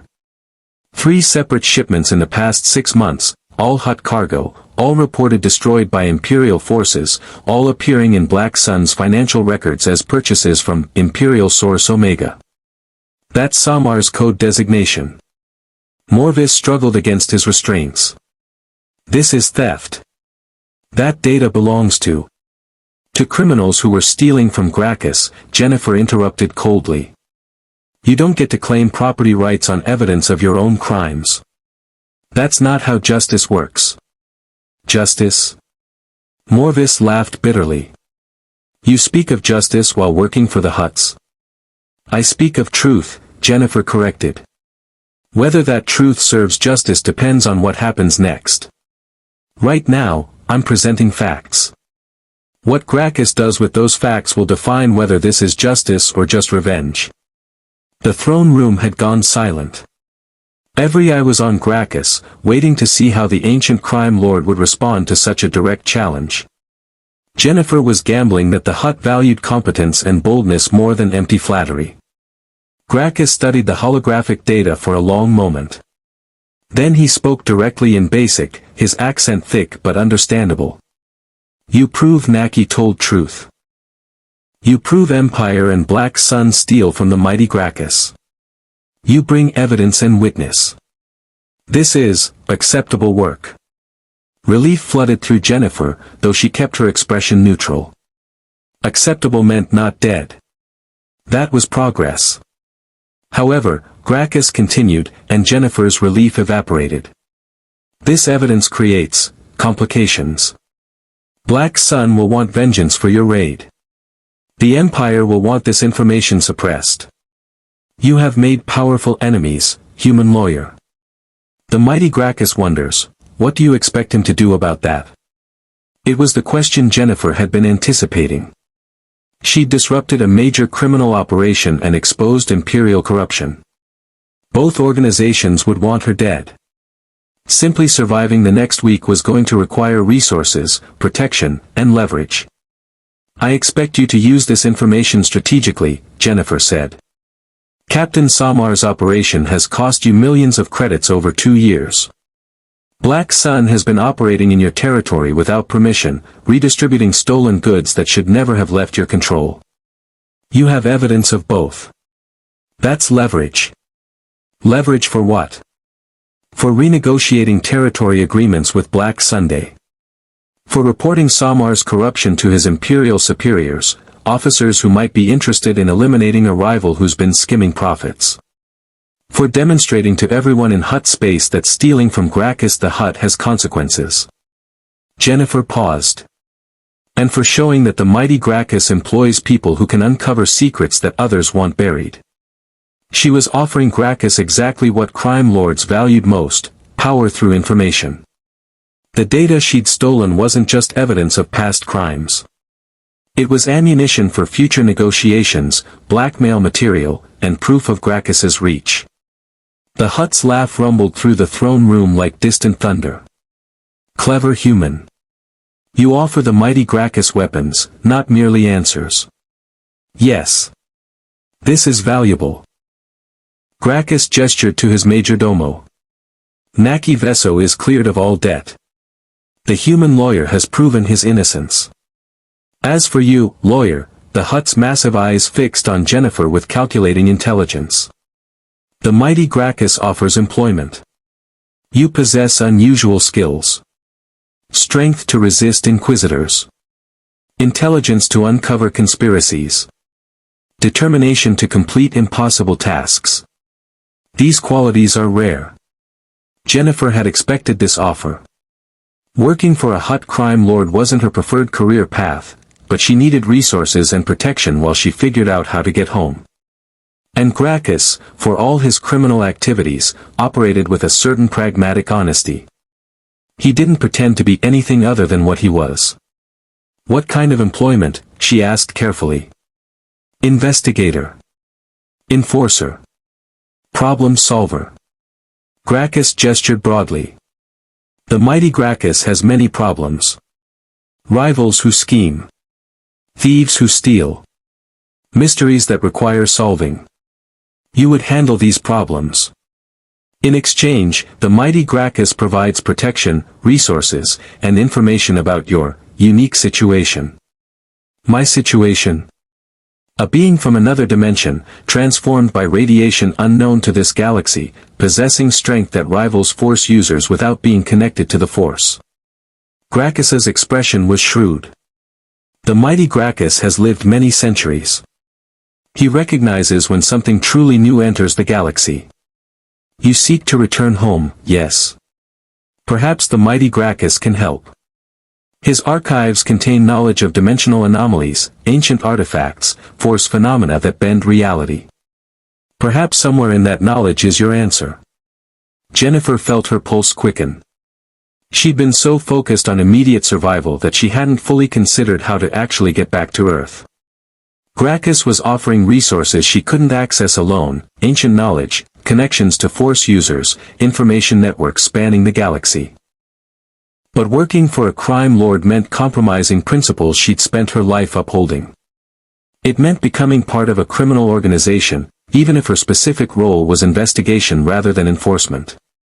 Then again, she'd already infiltrated Black Sun, kidnapped one of their officers, and stolen their financial records. Her hands weren't exactly clean anymore. "I'll work for you," Jennifer said slowly. "But I need guarantees. I investigate crimes against your organization. I recover stolen property. I solve problems that require intelligence and strength. But I don't hurt innocent people. I don't facilitate slavery, spice distribution to civilians, or operations that target non-criminals. Those are my lines." The throne room erupted in murmurs. No one dictated terms to Gracchus the Hutt. Jennifer could feel the tension rising, weapons being checked, guards preparing for violence. Gracchus silenced them with a gesture. The human lawyer sets conditions. Bold. Foolish. But, honest. The Hutt studied her. The mighty Gracchus accepts these terms. You handle problems involving theft, conspiracy, threats to organization. You do not participate in operations involving slavery or civilian harm. This is acceptable compromise. Jennifer released a breath she hadn't realized she was holding. Then we have an agreement. One more condition, Gracchus added. The Falleen. Morvis. He is yours to dispose of as you see fit. The mighty Gracchus gives you this gift, the power to determine his fate. What does the human lawyer choose? Death? Imprisonment? Release? Every eye turned to Jennifer. This was a test. Gracchus was seeing whether she'd embrace the power she now held over a captive. Whether she'd execute summary justice or show the mercy that criminals considered weakness. Jennifer looked at Morvis. The Falleen stared back with hatred and fear in equal measure. He was guilty of theft, conspiracy, and probably dozens of other crimes. In a legitimate court system, he'd face years in prison. Here, in Hutt space, he'd face whatever Jennifer decided. He goes to Imperial custody, she said finally. Not Gracchus's custody. Imperial. Along with complete evidence of Captain Samar's operation, anonymously delivered to the Naval Intelligence Bureau. Let the Empire handle its own corrupt officers and the criminals who enabled them. It was the perfect solution. Morvis would face Imperial justice, which was harsh but at least systematic. Samar's operation would be exposed from within, eliminating the threat without direct Hutt involvement. And the Empire would be too busy dealing with internal corruption to immediately focus on Jennifer. Gracchus's laugh filled the throne room. The human lawyer chooses chaos over mercy. She turns enemies against each other rather than simply eliminating them. Yes. The mighty Gracchus approves. Jennifer felt the tension drain from the room. She'd passed the test. More than that, she'd demonstrated value beyond simple muscle. In a galaxy ruled by violence and power, she'd shown that intelligence and strategy were equally valuable weapons. One more thing, Jennifer said. The fifth brother knows about me. The Inquisitorius will send more agents. I need information about them, their capabilities, their methods, their weaknesses. If I'm going to survive in this galaxy, I need to understand what I'm up against. The mighty Gracchus will provide this information, the Hutt agreed. But know this, human lawyer, the Inquisitorius does not forgive. They will come for you. And when they do, even the mighty Gracchus cannot fully protect you. You have made enemies that transcend criminal jurisdiction. I understand, Jennifer said. She'd made enemies of cosmic-level threats before. The Inquisitorius was just one more name on a long list. As the audience dispersed and Jennifer left the throne room with Naki and Varric, she felt the weight of her new position settling on her shoulders. She was now officially employed by a Hutt crime lord, investigating criminal conspiracies in a galaxy ruled by a tyrannical empire. It wasn't the legal career she'd planned. But it was survival. And sometimes survival meant adapting to circumstances beyond your control. You just negotiated terms with Gracchus the Hutt, Naki said, his voice filled with awe. Nobody does that. I'm a lawyer, Jennifer replied. Negotiation is what I do. The client might be different, but the principle's the same: establish clear expectations, define scope of work, and make sure everyone understands the boundaries. And turning Morvis over to the Empire instead of killing him? Varric asked. That's going to make Black Sun and the Empire both scramble. They'll be investigating each other instead of focusing on us. Exactly. Jennifer smiled slightly. Sometimes the best defense is making sure your enemies are too busy fighting each other to come after you. They walked through Ena Arshada's crowded streets, past cantinas and spice dens and weapons markets. Jennifer was learning to navigate this galaxy's chaos, finding patterns in the madness. She still didn't know how to get home. But she was alive, she had resources, and she had a purpose. That was enough for now. High above Ena Arshada, in the void of space, an Imperial intelligence transport received an anonymous data packet. Within hours, naval intelligence would begin investigating Captain Samar's operation. Careers would be destroyed. Networks would be dismantled. And the Empire would learn that corruption had consequences. But they would also learn about the source of that intelligence. About Jennifer Walters. About She-Hulk. And that information would travel to Coruscant, to desks that mattered, to people whose interest in force anomalies was both professional and deeply personal. The Empire's attention was no longer hypothetical. It was active, focused, and dangerous. Jennifer Walters had survived her first major case in a galaxy far from home. But the real challenges were just beginning. The cantina's back room had been converted into a makeshift briefing area. Jennifer stood before a holographic display showing star charts, Imperial patrol routes, and intelligence reports that Gracchus's network had compiled over the past 3 weeks. Her new role as the Hutt's investigator had proven busier than any legal practice she'd ever maintained on Earth. Varric manipulated the display, highlighting a section of space near the Listahol system. The fifth brother has been systematically searching every sector where you've been reported. He's working with a local MOF to expand surveillance and establish checkpoints.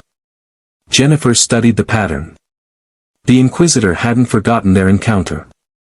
If anything, his obsession had intensified.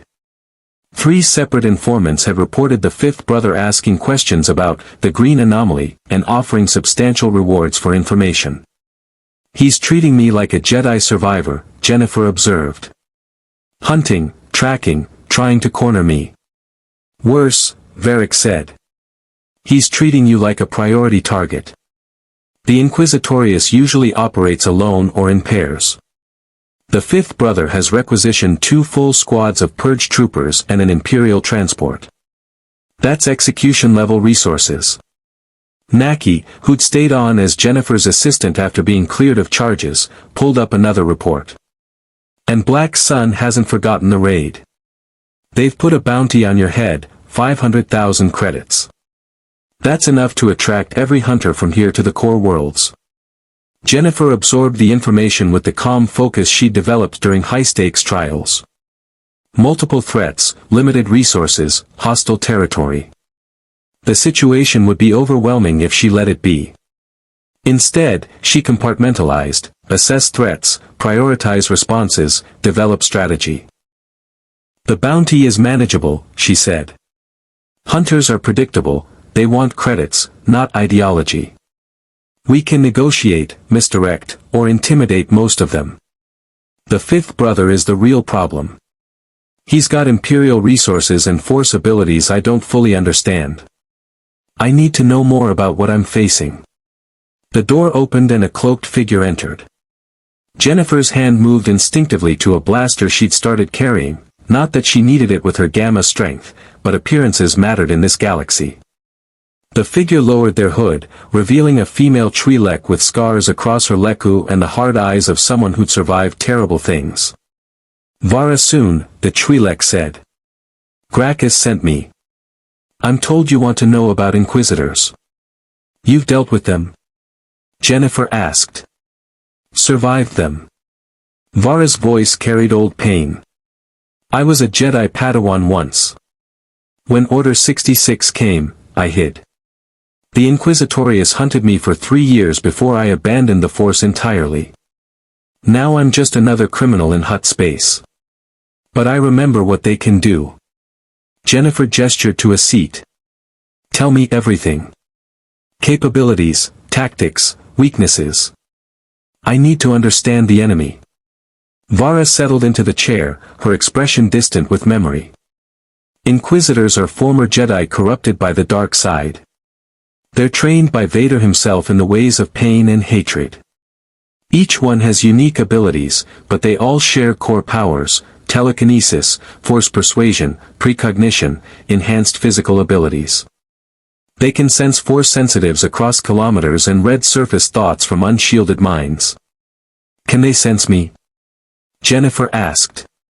I'm not force sensitive. But the fifth brother seemed to detect something unusual. That's the question, isn't it? Vara studied Jennifer with professional curiosity.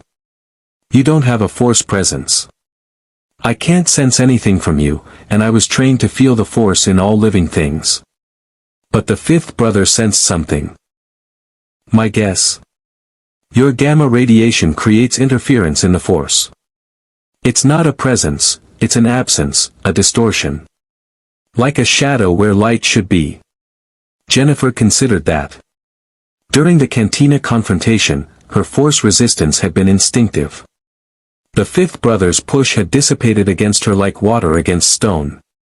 If gamma radiation disrupted force energy, that explained both why she could resist force attacks and why Inquisitors found her disturbing.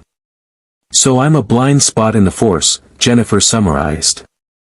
That explains why he can't read my thoughts or predict my movements. But it also makes me distinctive. I stand out precisely because I don't register normally. Exactly. You're a gap in their perception, and Inquisitors hate things they can't understand. Vara pulled up holographic images of various Inquisitors. The fifth brother is aggressive, brutal, but not particularly strategic. He relies on fear and raw power. His weakness is arrogance. He assumes force superiority guarantees victory. He learned otherwise, Jennifer said, remembering the crushed lightsaber. Which makes him dangerous now. Wounded pride makes dark side users unpredictable. He'll want revenge, to prove you're not beyond his reach. Vara highlighted tactical information.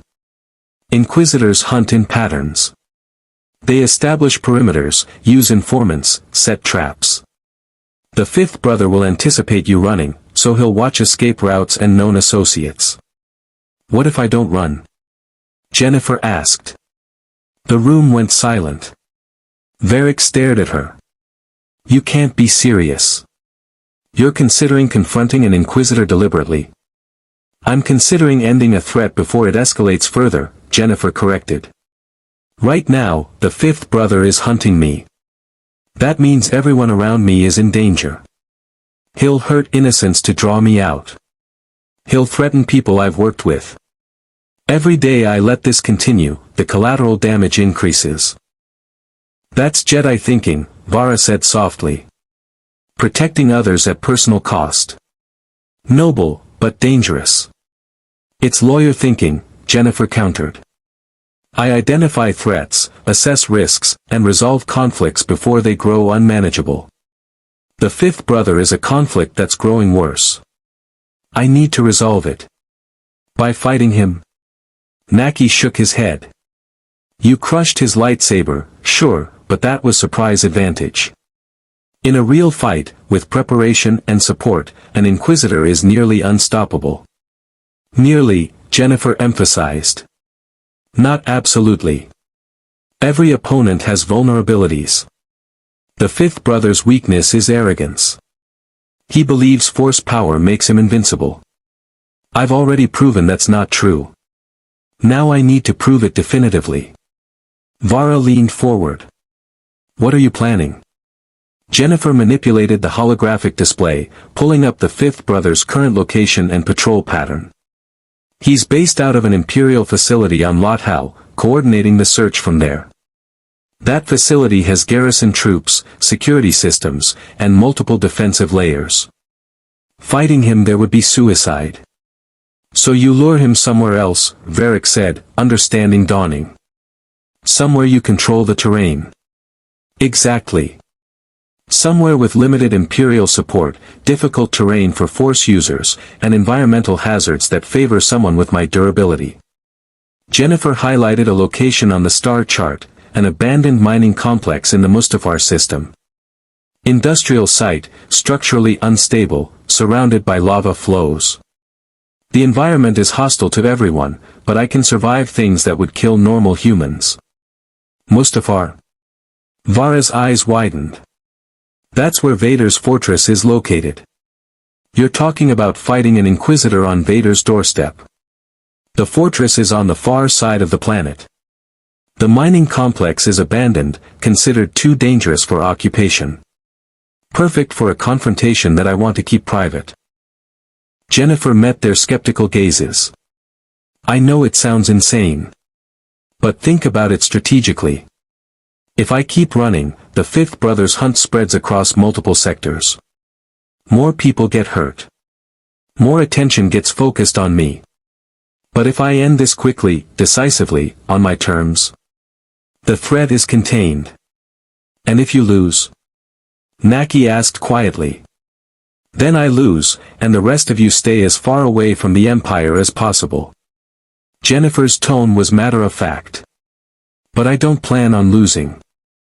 I've fought opponents with reality-warping powers, cosmic-level strength, and intelligence that makes mine look pedestrian. The fifth brother is dangerous, but he's not unbeatable. Vara studied Jennifer for a long moment. You really believe you can win? I believe I can survive. And survival is often the same as winning. Jennifer turned off the holographic display. I need three things: a way to get the fifth brother to Mustafar without revealing it's a trap, intelligence on his combat patterns and force techniques, and an exit strategy if things go wrong. Can you help with that? Gracchus won't like this, Varric warned. You're his investigator. Valuable asset. Getting yourself killed fighting an Inquisitor doesn't serve his interests. Then I'll convince him it does serve his interests. Jennifer headed toward the door. The fifth brother's hunt is disrupting operations across 3 sectors. Smugglers are avoiding routes because of increased Imperial presence. Information networks are compromised because people are afraid to talk. Every day this continues, it costs Gracchus credits and influence. Ending the hunt benefits everyone. She paused at the doorway. Besides, I'm not asking permission. I'm informing you of my plan and requesting support. There's a difference. As Jennifer left the cantina, Vara turned to Varric and Naki. She's either the bravest person I've ever met or the most foolishly optimistic.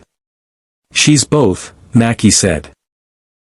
I've seen her negotiate with Gracchus, infiltrate Black Sun, and talk down armed Trandashans. She doesn't see obstacles the way normal people do. She sees problems that need solving. Let's hope that perspective keeps her alive, Varric muttered. Because fighting an Inquisitor on Mustafar is the kind of problem that usually solves itself by killing everyone involved. Jennifer made her way through Ena Arshada's streets, her mind already working through the logistics. She needed to bait the trap carefully. Make the fifth brother believe he'd found her hiding place. Give him enough confidence to come alone or with minimal support. Then use every advantage, environmental hazards, gamma-enhanced durability, force resistance, to win a fight that everyone believed was unwinnable. It was risky. Potentially suicidal. Definitely outside the bounds of normal legal practice. But Jennifer Walters had stopped practicing normal law the moment she'd crashed into a galaxy far from home. Now she practiced survival law. And survival law meant confronting threats before they consumed everything around you. The fifth brother wanted a hunt. Fine. She'd give him exactly what he wanted. Just not in the way he expected. 2 days later, carefully planted rumors began circulating through Imperial informant networks. The green anomaly had been spotted on Mustafar, hiding in an abandoned mining complex, injured from a bounty hunter encounter and vulnerable.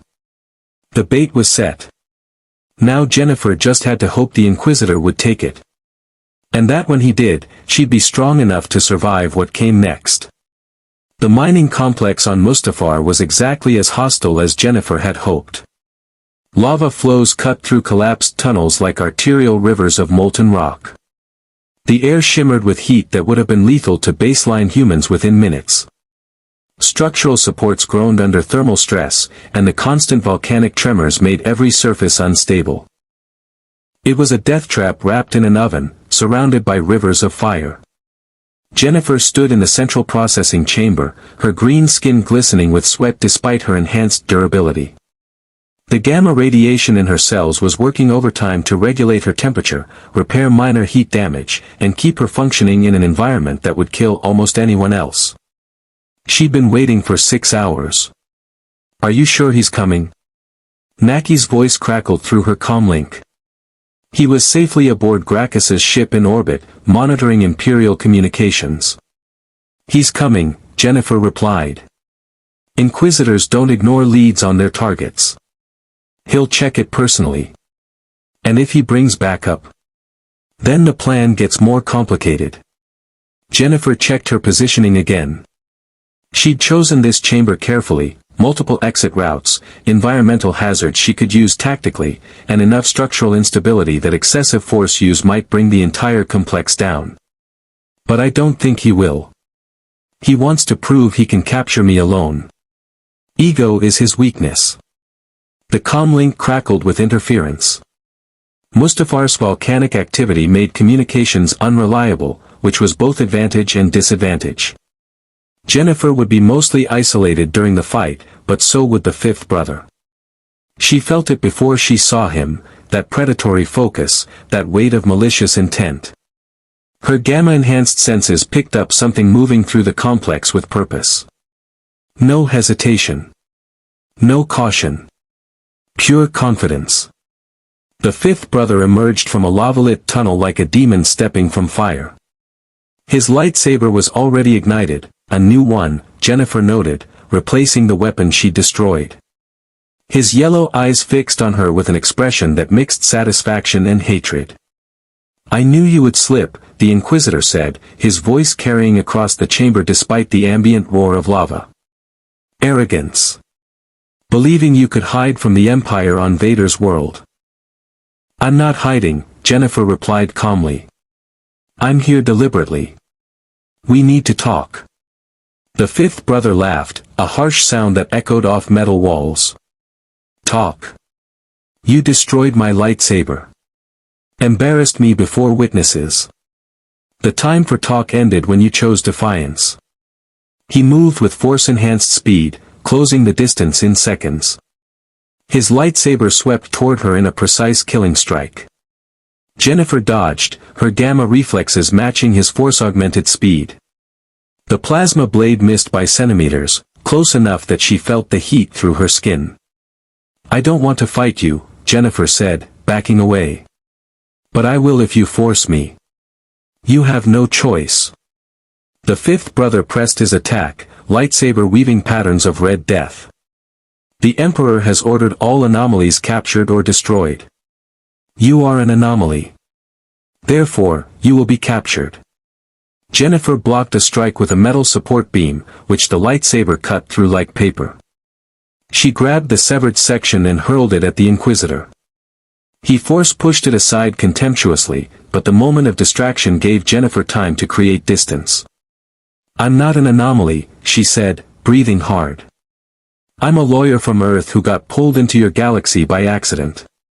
I don't want conflict with the Empire. I just want to be left alone. The Empire does not leave threats alone." The fifth brother gestured and a section of ceiling tore free, falling toward Jennifer with crushing force. She caught it, tons of metal and rock suspended by gamma-enhanced strength, and threw it back. The Inquisitor had to dive aside, his confidence flickering for the first time.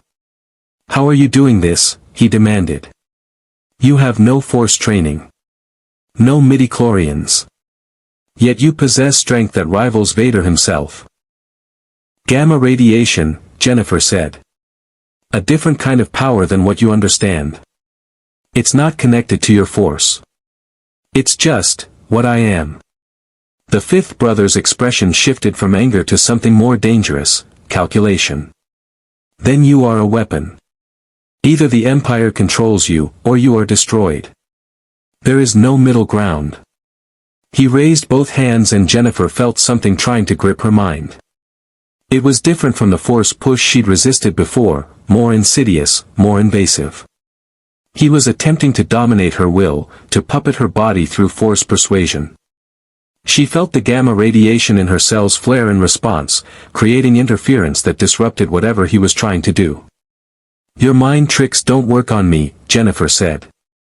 "Everything works with enough application." The fifth brother's frustration was evident now. He unleashed force lightning, crackling streams of blue-white energy that arced across the chamber. Jennifer tried to dodge, but the lightning was too fast, too widespread. It caught her full force, and the pain was unlike anything she'd experienced. Electricity had always been one of her weaknesses. The gamma radiation in her cells reacted violently to the foreign energy, creating a feedback loop that amplified the damage. She screamed, every muscle convulsing, her vision whiting out with agony. The fifth brother advanced, increasing the intensity. "You see? Even your strange powers cannot resist the dark side. Submit or die." Through the pain, through the overwhelming sensory overload, Jennifer's mind remained clear. This was what separated She-Hulk from Hulk. She kept her intelligence, her strategic thinking, even in extremis. The lightning hurt. It might even be able to kill her if sustained long enough. But the Inquisitor had made a tactical error. He'd assumed she'd collapse immediately. Assumed her resistance to force powers extended to force lightning. He was wrong on both counts, but his arrogance had led him to step closer, concentrating on maintaining the attack rather than positioning defensively. Jennifer forced her legs to work. Forced herself to move through electrical agony that would have dropped anyone else in seconds. She lunged forward, closing the distance between herself and the fifth brother in a single desperate leap. Her fist caught him in the chest. The Inquisitor flew backward, his concentration broken, the lightning cutting off. He hit a wall hard enough to crack the metal plating, gasping in shock and pain. His lightsaber clattered across the floor. Jennifer collapsed to her knees, smoke rising from her burned skin. Her gamma healing was already working, tissue regenerating, nerve damage repairing, systems coming back online, but it would take time.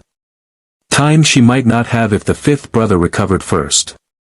The Inquisitor pushed himself upright, one hand pressed against his chest where she'd hit him. Jennifer could see his armor was cracked, probably some ribs broken beneath. He looked at her with newfound respect mixed with fear. "What are you?" he whispered. "Someone trying very hard not to kill you," Jennifer replied, her voice hoarse from screaming. "This doesn't have to continue.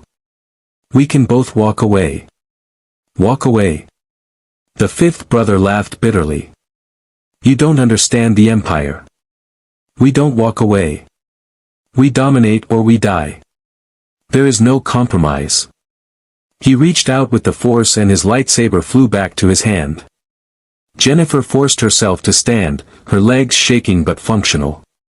Her skin was still smoking, still healing, but the worst of the lightning damage was already fading. Gamma regeneration was slower than she'd like, but far faster than any normal healing. "Then I'm sorry," Jennifer said. "Because I really didn't want it to end this way." The fifth brother charged again, but this time Jennifer was ready. She'd been studying his patterns, learning how he moved, how he used the force to augment his attacks. Pattern recognition was one of her strengths. Years of legal practice had trained her to spot repetition, anticipate strategies, predict behavior. She sidestepped his lightsaber thrust and grabbed his wrist again, the same move that had worked in their first encounter. He tried to yank free, tried to force push her, tried to use his superior leverage. None of it worked against gamma-powered strength and force resistance. Jennifer squeezed. Not enough to crush bone, she still didn't want to permanently maim him, but enough to guarantee he couldn't maintain his grip. The lightsaber deactivated again as his hand spasmed. "I don't want to be your enemy," Jennifer said, holding him at arm's length. "But I won't let you hunt me across the galaxy. This ends here. One way or another." The fifth brother's yellow eyes burned with hatred. "If I return without you, Vader will kill me. If I die here, he will send others. You cannot win. Maybe not. But I can survive. And sometimes survival is the same as winning." Jennifer pulled him closer. "Or there's another option. You tell Vader that you found me, fought me, and I escaped into the unknown regions. You couldn't track me beyond certain coordinates. Mission incomplete but not failed. You live. I disappear from Imperial priority lists. Everyone moves on. Lie to Vader." The fifth brother's expression showed genuine terror at the concept. "That's certain death. Is it? Or is it just uncertain death, which is better than the certain death of continuing this fight?" Jennifer released him and stepped back. "I'm giving you a chance.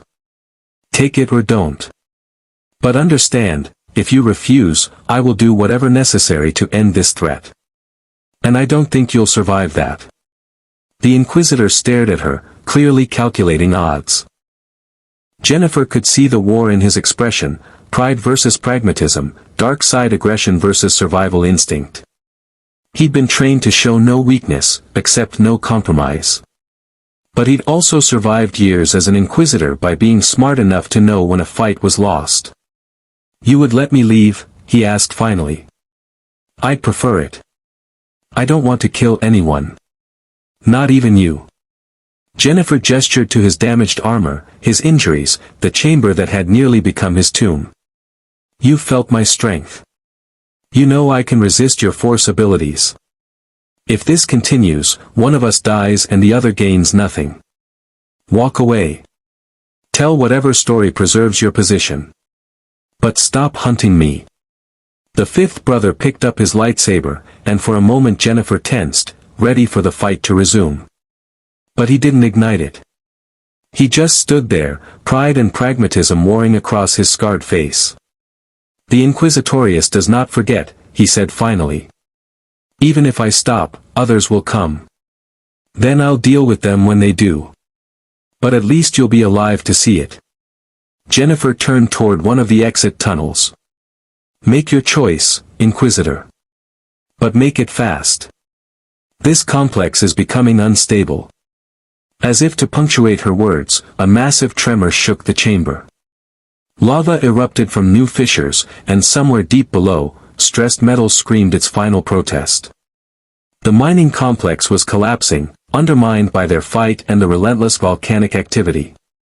The fifth brother made his decision. He turned and ran, using force speed to navigate the collapsing tunnels. Jennifer didn't watch him go. She had her own exit to make, and the route she'd planned was disappearing beneath lava flows and structural collapse. She ran through chaos, her enhanced strength allowing her to leap gaps that appeared suddenly, to climb walls that were actively disintegrating. Behind her, the central chamber collapsed entirely, drowning in molten rock. She emerged from the complex just as the final supports gave way, the entire structure folding in on itself with a roar that echoed across Mustafar's volcanic landscape. Jennifer stood on a high ridge, watching the mining complex disappear beneath lava. Her skin was still regenerating from the lightning burns. Her muscles ached from exertion and thermal stress. But she was alive. And more importantly, she'd resolved the threat without killing anyone. Her comlink crackled back to life. "Jennifer. Are you there? We lost your signal." "I'm here," she replied. "Mission accomplished. The fifth brother is leaving Mustafar. I don't think he'll be hunting me anymore." "Did you kill him?" "No. I gave him a choice, and he made the smart one." Jennifer started walking toward her extraction point, where Varric waited with a shuttle. Sometimes the best victory is the one where everyone survives. High above, the fifth brother's ship broke atmosphere, fleeing toward hyperspace. In his cockpit, the Inquisitor stared at his damaged armor and considered what he would tell Vader. The truth would mean death. A careful lie might mean survival. He chose survival. The report would say the anomaly escaped into the unknown regions. Tracking was impossible beyond certain coordinates. The mission was incomplete, but the threat was neutralized, driven from known space. It wasn't entirely a lie. She-Hulk was indeed a threat that had been driven from his immediate concern. Whether she was truly in the unknown regions or simply somewhere he chose not to look was a semantic distinction. Vader would be displeased but not murderous. The fifth brother would live to hunt another day. And Jennifer Walters had bought herself precious time in a galaxy that didn't forgive weakness or hesitation. One impossible task at a time. The message arrived on an encrypted channel 3 weeks after Mustafar. Jennifer was reviewing case files in Gracchus's palace, a shipping dispute between rival smuggling operations that threatened to escalate into open warfare, when Varric burst into her office with a datapad clutched in his hands. "You need to see this," the Duro said, his voice tight with concern. "It's from the Rebel Alliance. They want to meet with you." Jennifer took the datapad and read the decoded message. It was brief, professional, and carried authentication codes that Varric confirmed as legitimate Rebel intelligence signatures. The message requested a meeting on a neutral location, a moon called Yavin 4, to discuss mutual interests regarding Imperial activities and potential cooperation. "The rebellion wants to recruit me," Jennifer said, recognizing the pattern. She'd received similar overtures from various organizations throughout her superhero career. "They think I'm a powerful asset who could help their cause. Are you interested?" Naki asked from his corner desk where he was compiling witness statements. Jennifer considered the question carefully. The Rebel Alliance fought against the Empire's tyranny, which aligned with her values. But she'd also seen enough of galactic politics to know that the rebellion operated with its own agenda, its own compromises, and its own willingness to sacrifice individuals for the greater good. "I'm interested in hearing what they have to say," she replied. "But I'm not joining anyone's army. I solve problems and investigate crimes. That's what I do." 2 days later, Jennifer stood in a briefing room on Yavin 4, looking at 3 people who represented the rebellion's leadership. Mon Mothma, the elegant senator who'd become the face of organized resistance. General Jan Dodonna, the tactical mastermind behind rebel military operations. And Princess Leia Organa, the young royal whose diplomatic credentials barely concealed her fierce commitment to the cause. "Thank you for coming," Mon Mothma said, her voice carrying the measured authority of someone who'd spent decades in galactic politics. "We understand you've had encounters with the Empire that demonstrate unusual capabilities."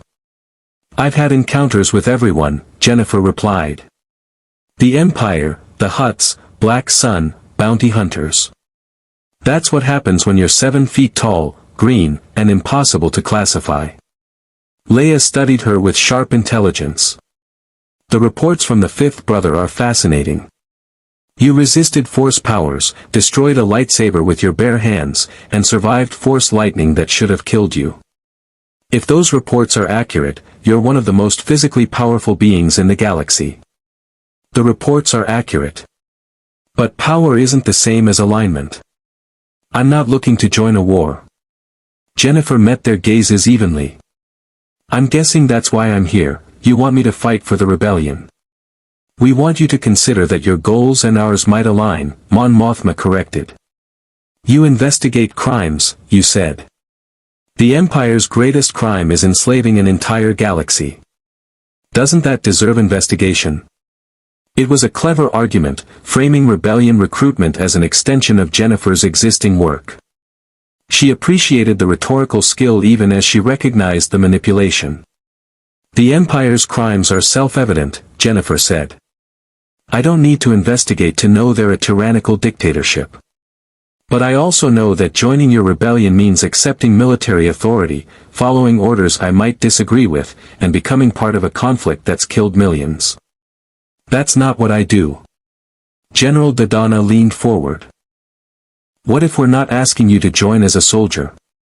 What if we're asking you to investigate something specific, something that affects both the rebellion and your own interests? Jennifer's interest sharpened.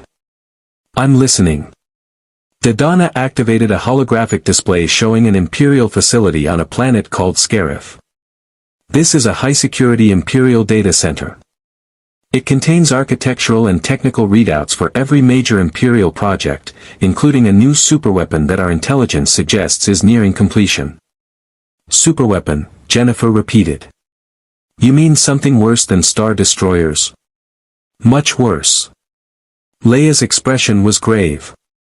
We have fragmentary intelligence suggesting the Empire has built a battle station capable of destroying entire planets. A weapon of such overwhelming power that resistance becomes meaningless. Jennifer felt cold dread settle in her stomach. Planet-destroying weapons. Genocide on a scale that dwarfed anything she'd encountered on Earth. If the Empire possessed such capability and the will to use it, the entire galaxy faced existential threat. You want me to infiltrate Scarif, she said slowly. Break into an Imperial data center and steal information about this weapon. We want you to consider it, Mon Mothma said. The mission would be voluntary. We wouldn't order you, we have no authority over you. But the stakes are higher than any single planet or system. If the Empire completes this weapon and we don't understand its vulnerabilities, the rebellion ends. And with it, any hope for freedom in this galaxy. Jennifer walked to the viewport, looking out at Yavin 4's jungle landscape. She'd been in this galaxy for months now, learning its rules, adapting to its chaos. She'd told herself she was just surviving, just solving problems until she found a way home. But the truth was more complicated. She'd seen the Empire's brutality firsthand. Witnessed arbitrary executions, systematic oppression, fear used as governance. She'd dealt with the Hutts and Black Sun and knew they were criminals, but at least they operated with comprehensible motivations. The Empire was something darker, ideology twisted into tyranny, power wielded not for profit but for its own sake. And now they were building a weapon to destroy planets. What do you know about Scarif's security? Jennifer asked, still facing the viewport. Behind her, she heard the subtle shift of relief. They'd known this was the right lever to move her. Appeal to her sense of justice, present an investigation too important to ignore, and let her make the choice herself. Heavy garrison, Dodonna said, pulling up tactical data. Shield gate protecting the planet from orbital assault. Multiple garrison bases on the surface. The data center itself is a fortress, the Citadel Tower, surrounded by defensive installations and patrolled constantly. Conventional infiltration is nearly impossible, Leia added. We'd need a fleet to break the shield gate, and by the time we fought through to the data center, the Empire would have deleted or destroyed any sensitive information. But you think I could get in, Jennifer said, understanding the logic. Because I'm not conventional. I don't register as force-sensitive, I can survive things that would kill normal infiltrators, and I'm strong enough to breach security physically if necessary. Exactly. Mon Mothma's voice was carefully neutral. We're not asking you to fight a war. We're asking you to do what you do best, investigate a crime and gather evidence. The fact that this particular investigation happens on one of the most heavily defended Imperial facilities in the galaxy is incidental. Jennifer almost laughed at the transparent manipulation. But she also recognized the genuine stakes. If the Empire really was building a planet-destroying weapon, someone needed to find out how it worked, where it was, and whether it could be stopped. I'll need intelligence, Jennifer said, turning back to face them. Everything you have on Scarif, layouts, security protocols, garrison strength, patrol patterns. I'll also need technical support for data extraction and an exit strategy that doesn't rely on fighting through an entire Imperial garrison. We can provide all of that, Dodonna confirmed. And I work alone, Jennifer continued. I appreciate your operative skills, but I move faster and survive better without having to coordinate with a team. If I agree to this, I go in solo. Leia frowned. That's extremely risky. If something goes wrong. If something goes wrong, one person gets captured or killed instead of an entire team, Jennifer interrupted. I've worked solo operations before. It's what I'm good at. Mon Mothma studied Jennifer for a long moment. You're asking us to trust you with our most critical intelligence operation, giving you complete operational independence, and accepting that you might not even succeed. Yes, Jennifer said simply. Because that's the only way this works. You want me to infiltrate an Imperial fortress and steal classified data. I can do that. But only on my terms, using my methods, without command structure interference. It was the same argument she'd made to Gracchus: establish clear boundaries, define scope of work, maintain professional independence. Jennifer Walters might be working in an alien galaxy, but her principles remained constant. There's one more thing, Leia said. If you're captured, the Empire will torture you for information about rebel operations. We need assurance that you can resist interrogation. I've resisted Force lightning, Jennifer replied. I think I can handle Imperial interrogation techniques. And besides, I don't know enough about your operations to compromise anything critical. I'm a contractor, not a member. That protects both of us.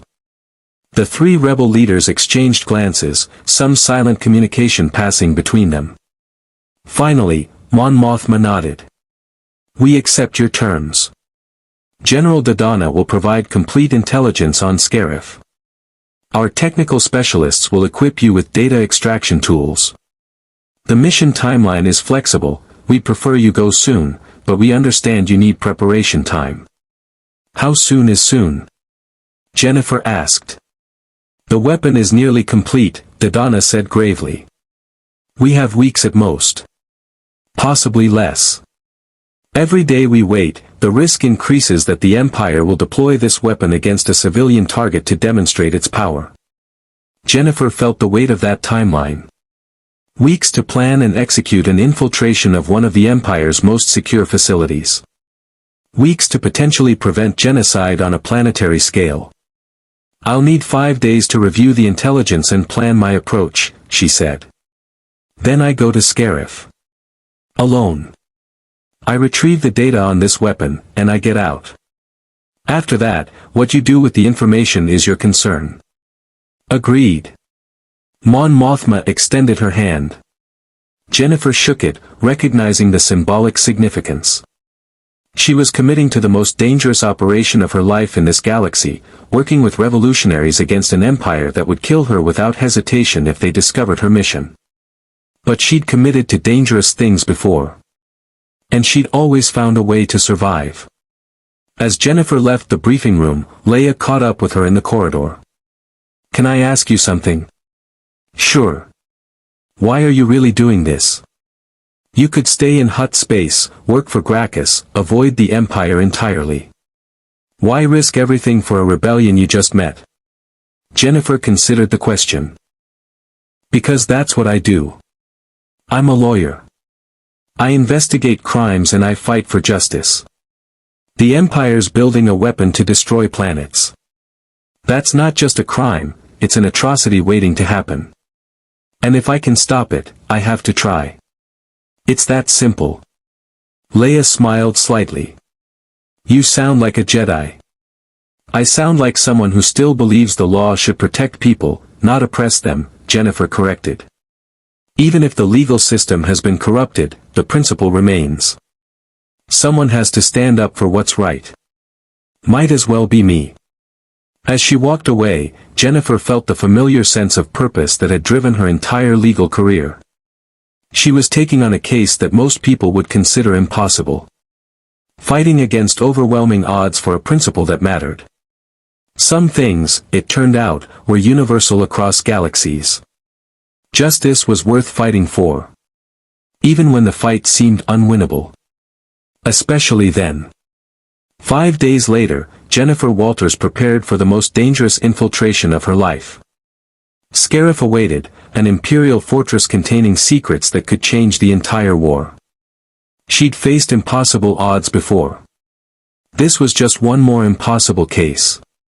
One more chance to prove that strength and intelligence, combined with unwavering principle, could overcome even the Empire's darkest weapons.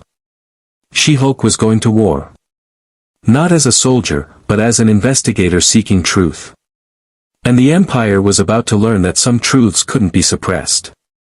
Not even with planet-destroying weapons. Because that's what I do. I'm a lawyer. I investigate crimes and I fight for justice. The Empire's building a weapon to destroy planets. That's not just a crime, it's an atrocity waiting to happen. And if I can stop it, I have to try. It's that simple. Leia smiled slightly. You sound like a Jedi.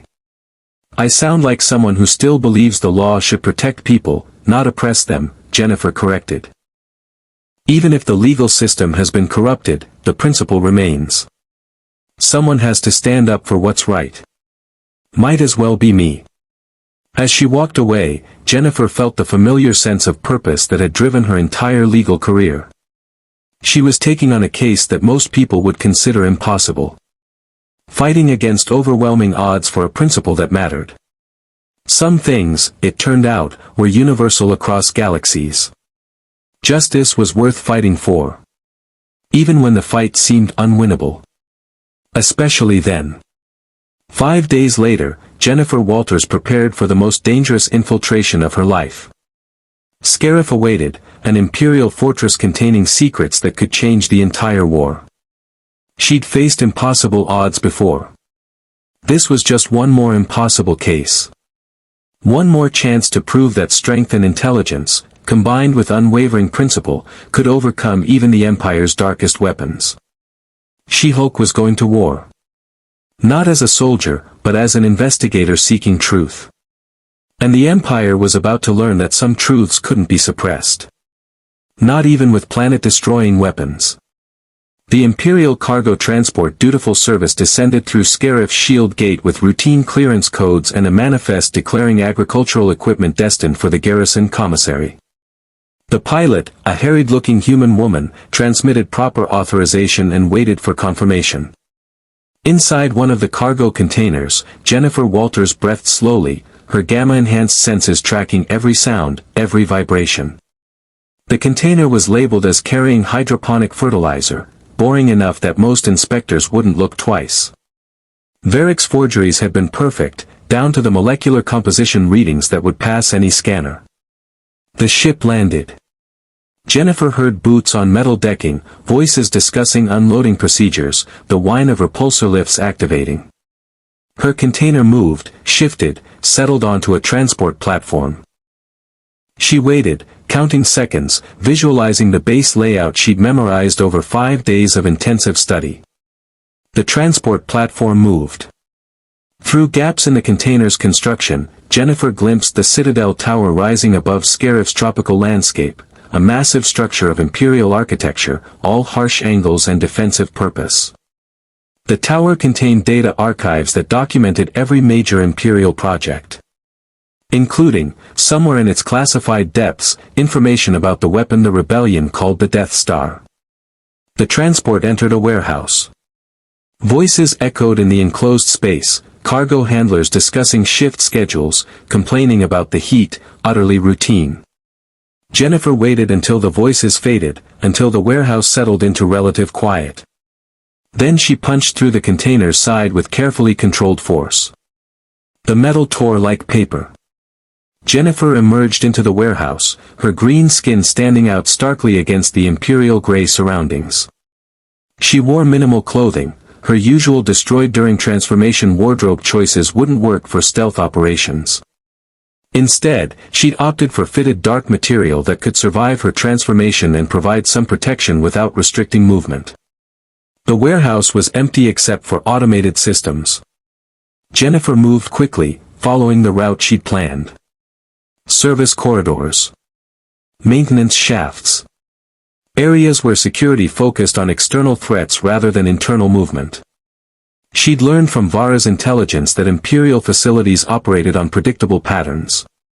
Garrison troops patrolled public areas. Stormtroopers guarded sensitive sections. Officers monitored security feeds. But the infrastructure, power systems, ventilation, waste management, was maintained by droids and civilian contractors who attracted minimal oversight. Jennifer was betting her life on those patterns holding true. She climbed through a ventilation shaft, her enhanced strength making the vertical ascent effortless.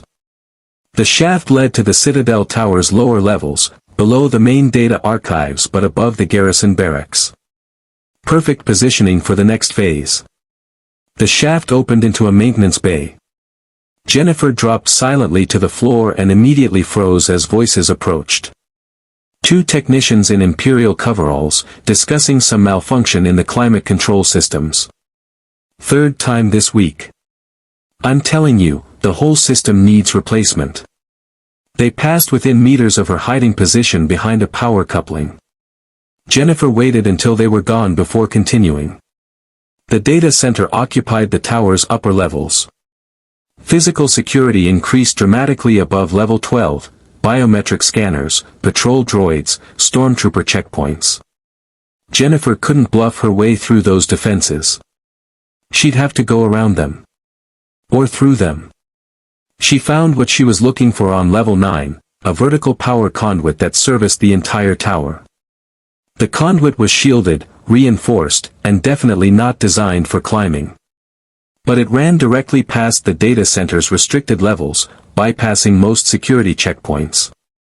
Jennifer pried open the access panel with her bare hands, the reinforced metal surrendering to gamma-enhanced strength. Inside, massive power cables hummed with energy that would electrocute any normal intruder.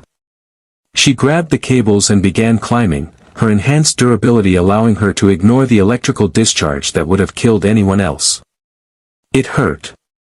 The energy interfered with her gamma radiation, creating painful feedback. But she'd survived force lightning. This was manageable. She climbed past level 10. Level 11. Level 12, where she could see through ventilation grates into corridors patrolled by stormtroopers. Level 13, where biometric scanners glowed at every junction. Level 14. The data center. Jennifer forced open another access panel and emerged into a restricted corridor. Alarms immediately shrieked. Red lights bathed the hallway. She heard boots pounding, weapons charging, security protocols activating throughout the tower. Time for subtlety was over. A squad of stormtroopers rounded the corner, blasters raised. Intruder. Stand down. Jennifer didn't stand down. She ran directly at them, her enhanced speed crossing the distance before they could fire. She grabbed the nearest trooper's blaster and crushed it, then swept the entire squad aside with strength that sent armored bodies flying. More troopers appeared. Jennifer fought through them, not killing but disabling, crushing weapons, breaking armor, using her momentum and power to overwhelm opposition before they could coordinate. She was a green tornado of controlled violence, moving with purpose toward the data center's main vault. The vault door was massive, reinforced durasteel designed to withstand orbital bombardment. Jennifer studied it for exactly 2 seconds, then began punching. Each impact dented the metal. Each strike came faster, harder, gamma strength channeled into focused destruction. The door held for 17 seconds. Then it buckled. Then it broke. Jennifer tore through the ruined entrance into the data center itself, a cathedral of information storage, with towers of data banks reaching toward a distant ceiling. Security protocols were isolating sections, attempting to purge sensitive information before she could access it. She pulled out the specialized data extraction device rebel technicians had provided, a sophisticated tool that could interface with Imperial systems and copy entire databases in minutes. She plugged it into the nearest terminal and initiated the extraction sequence. The device went to work, its screen showing cascading data streams as it searched for Death Star-related files. Jennifer turned to face the vault entrance, knowing what was coming. A full platoon of stormtroopers stormed through the breach, supported by security droids and led by an Imperial officer whose insignia marked him as the installation commander. They filled the entrance, weapons trained on Jennifer. "Surrender immediately," the commander shouted. "You cannot escape."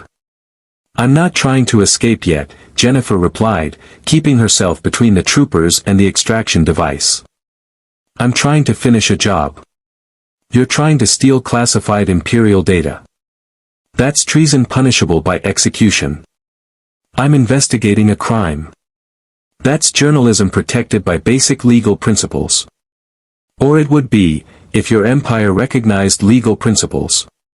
The commander's face flushed with anger. "Open fire." Blaster bolts filled the data center. Jennifer moved, using data towers as cover, her enhanced reflexes allowing her to dodge most shots. The ones that connected hurt, burned her skin, seared muscle, but her regeneration handled the damage almost as fast as it occurred. She grabbed a fallen data tower and hurled it at the entrance, scattering troopers. The distraction gave her precious seconds to check the extraction device. 70% complete. She needed more time. A new sound cut through the chaos, the distinctive snap hiss of a lightsaber. Jennifer's heart sank as a figure in black armor entered through the breached vault door. Not Vader, thankfully. But an Inquisitor. Not the fifth brother, this one was female, her lightsaber spinning in a deadly pattern. The seventh sister. Another Force anomaly, the Inquisitor said, her voice carrying cruel amusement. The fifth brother's report was accurate. "You truly don't register properly." "Fascinating." "I don't have time for this," Jennifer said flatly. "Stand down or get hurt." "Your choice." The seventh sister laughed and attacked with Force-enhanced speed. Her lightsaber wove patterns of red death, and Jennifer was forced to dodge, to weave, to use her strength and speed just to avoid being cut down. This Inquisitor was more skilled than the fifth brother, more precise, more calculated in her strikes. Jennifer caught the lightsaber blade between her palms, the plasma burning her skin but her gamma healing keeping pace with the damage. The seventh sister's eyes widened in shock. "Impossible." "You all keep saying that," Jennifer grunted. She yanked the lightsaber away, not crushing it this time, but disarming through raw strength. The weapon deactivated and clattered across the floor. The seventh sister tried to force-push Jennifer. The gamma interference disrupted the attack just as it had with the fifth brother. Tried force lightning. Jennifer screamed as the electricity coursed through her, but she stayed standing, stayed fighting. Behind her, the extraction device chimed. 100% complete. Jennifer grabbed the device and ran. Not toward the entrance, that was suicide with a platoon blocking it, but toward the exterior wall. She'd studied the tower's construction. Level 14's exterior was reinforced transparasteel designed to withstand atmospheric pressure variations. It wasn't designed to withstand She-Hulk. Jennifer hit the wall with her full strength and weight. The transparasteel cracked. Hit it again. Shattered. Third impact, and she burst through, tumbling into open air 14 stories above Scarif's surface. She fell, the data device clutched against her chest. Below, she could see the garrison base, the beaches, the tropical waters. She twisted in the air, controlling her fall, aiming for the water. The impact hurt. Water at terminal velocity had all the give of concrete. But Jennifer had survived worse. She plunged deep, the tropical warmth enveloping her, and began swimming toward the coast. Behind her, alarms blared across the entire base. TIE fighters launched, searching for the intruder. Patrol boats activated. The shield gate closed, locking down the entire planet. But Jennifer was already moving through the jungle, using her enhanced speed and strength to cover ground faster than any pursuit could follow. She had the data. She had evidence of the Empire's superweapon. Now she just had to survive long enough to deliver it. She ran for 3 hours, using every evasion technique she'd learned.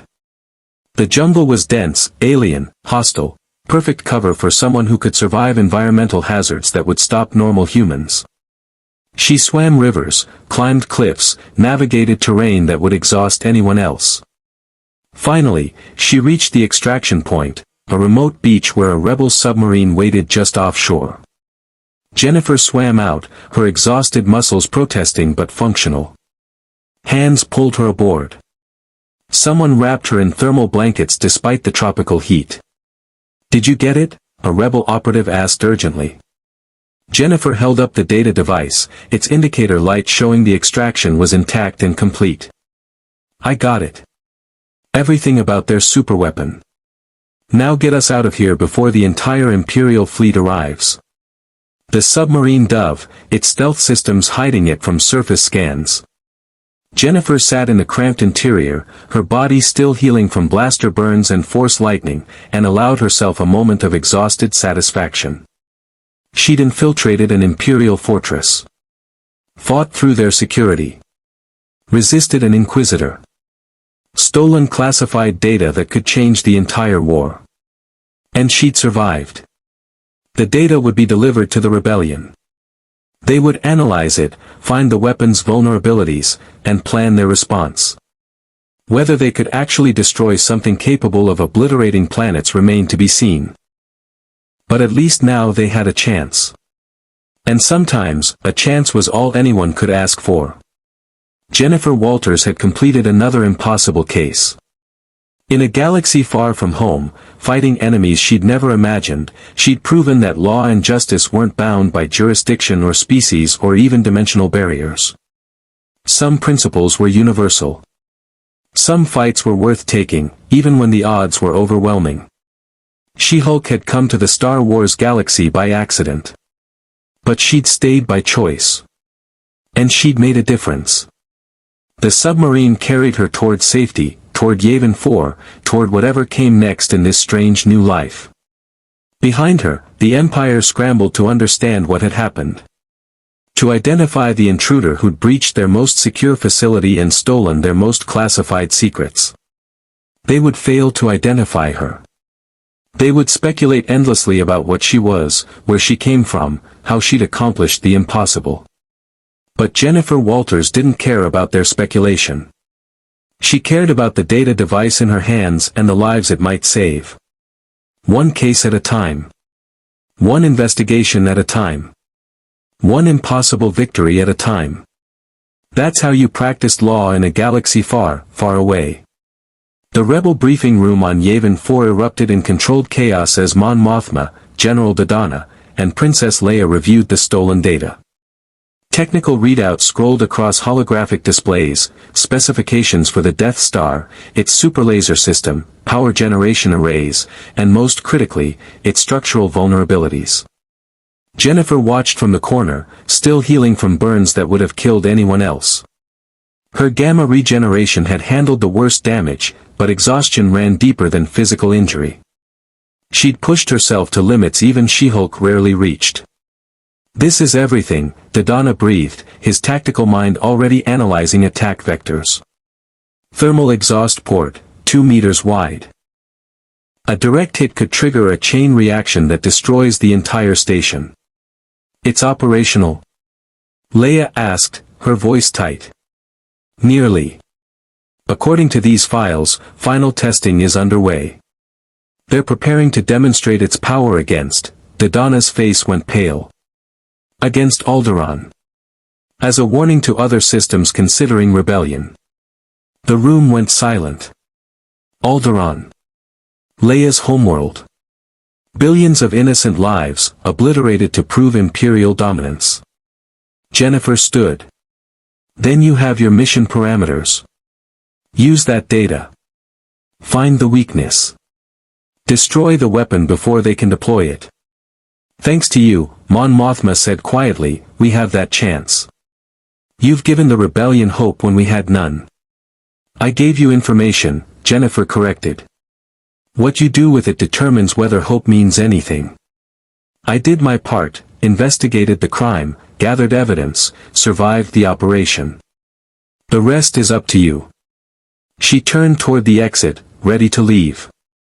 To return to Nar Shaddaa, to Gracchus's organization, to the complicated life she'd built in this alien galaxy. Wait, Leia called. What will you do now? The Empire knows someone infiltrated Scarif. They'll hunt whoever is responsible.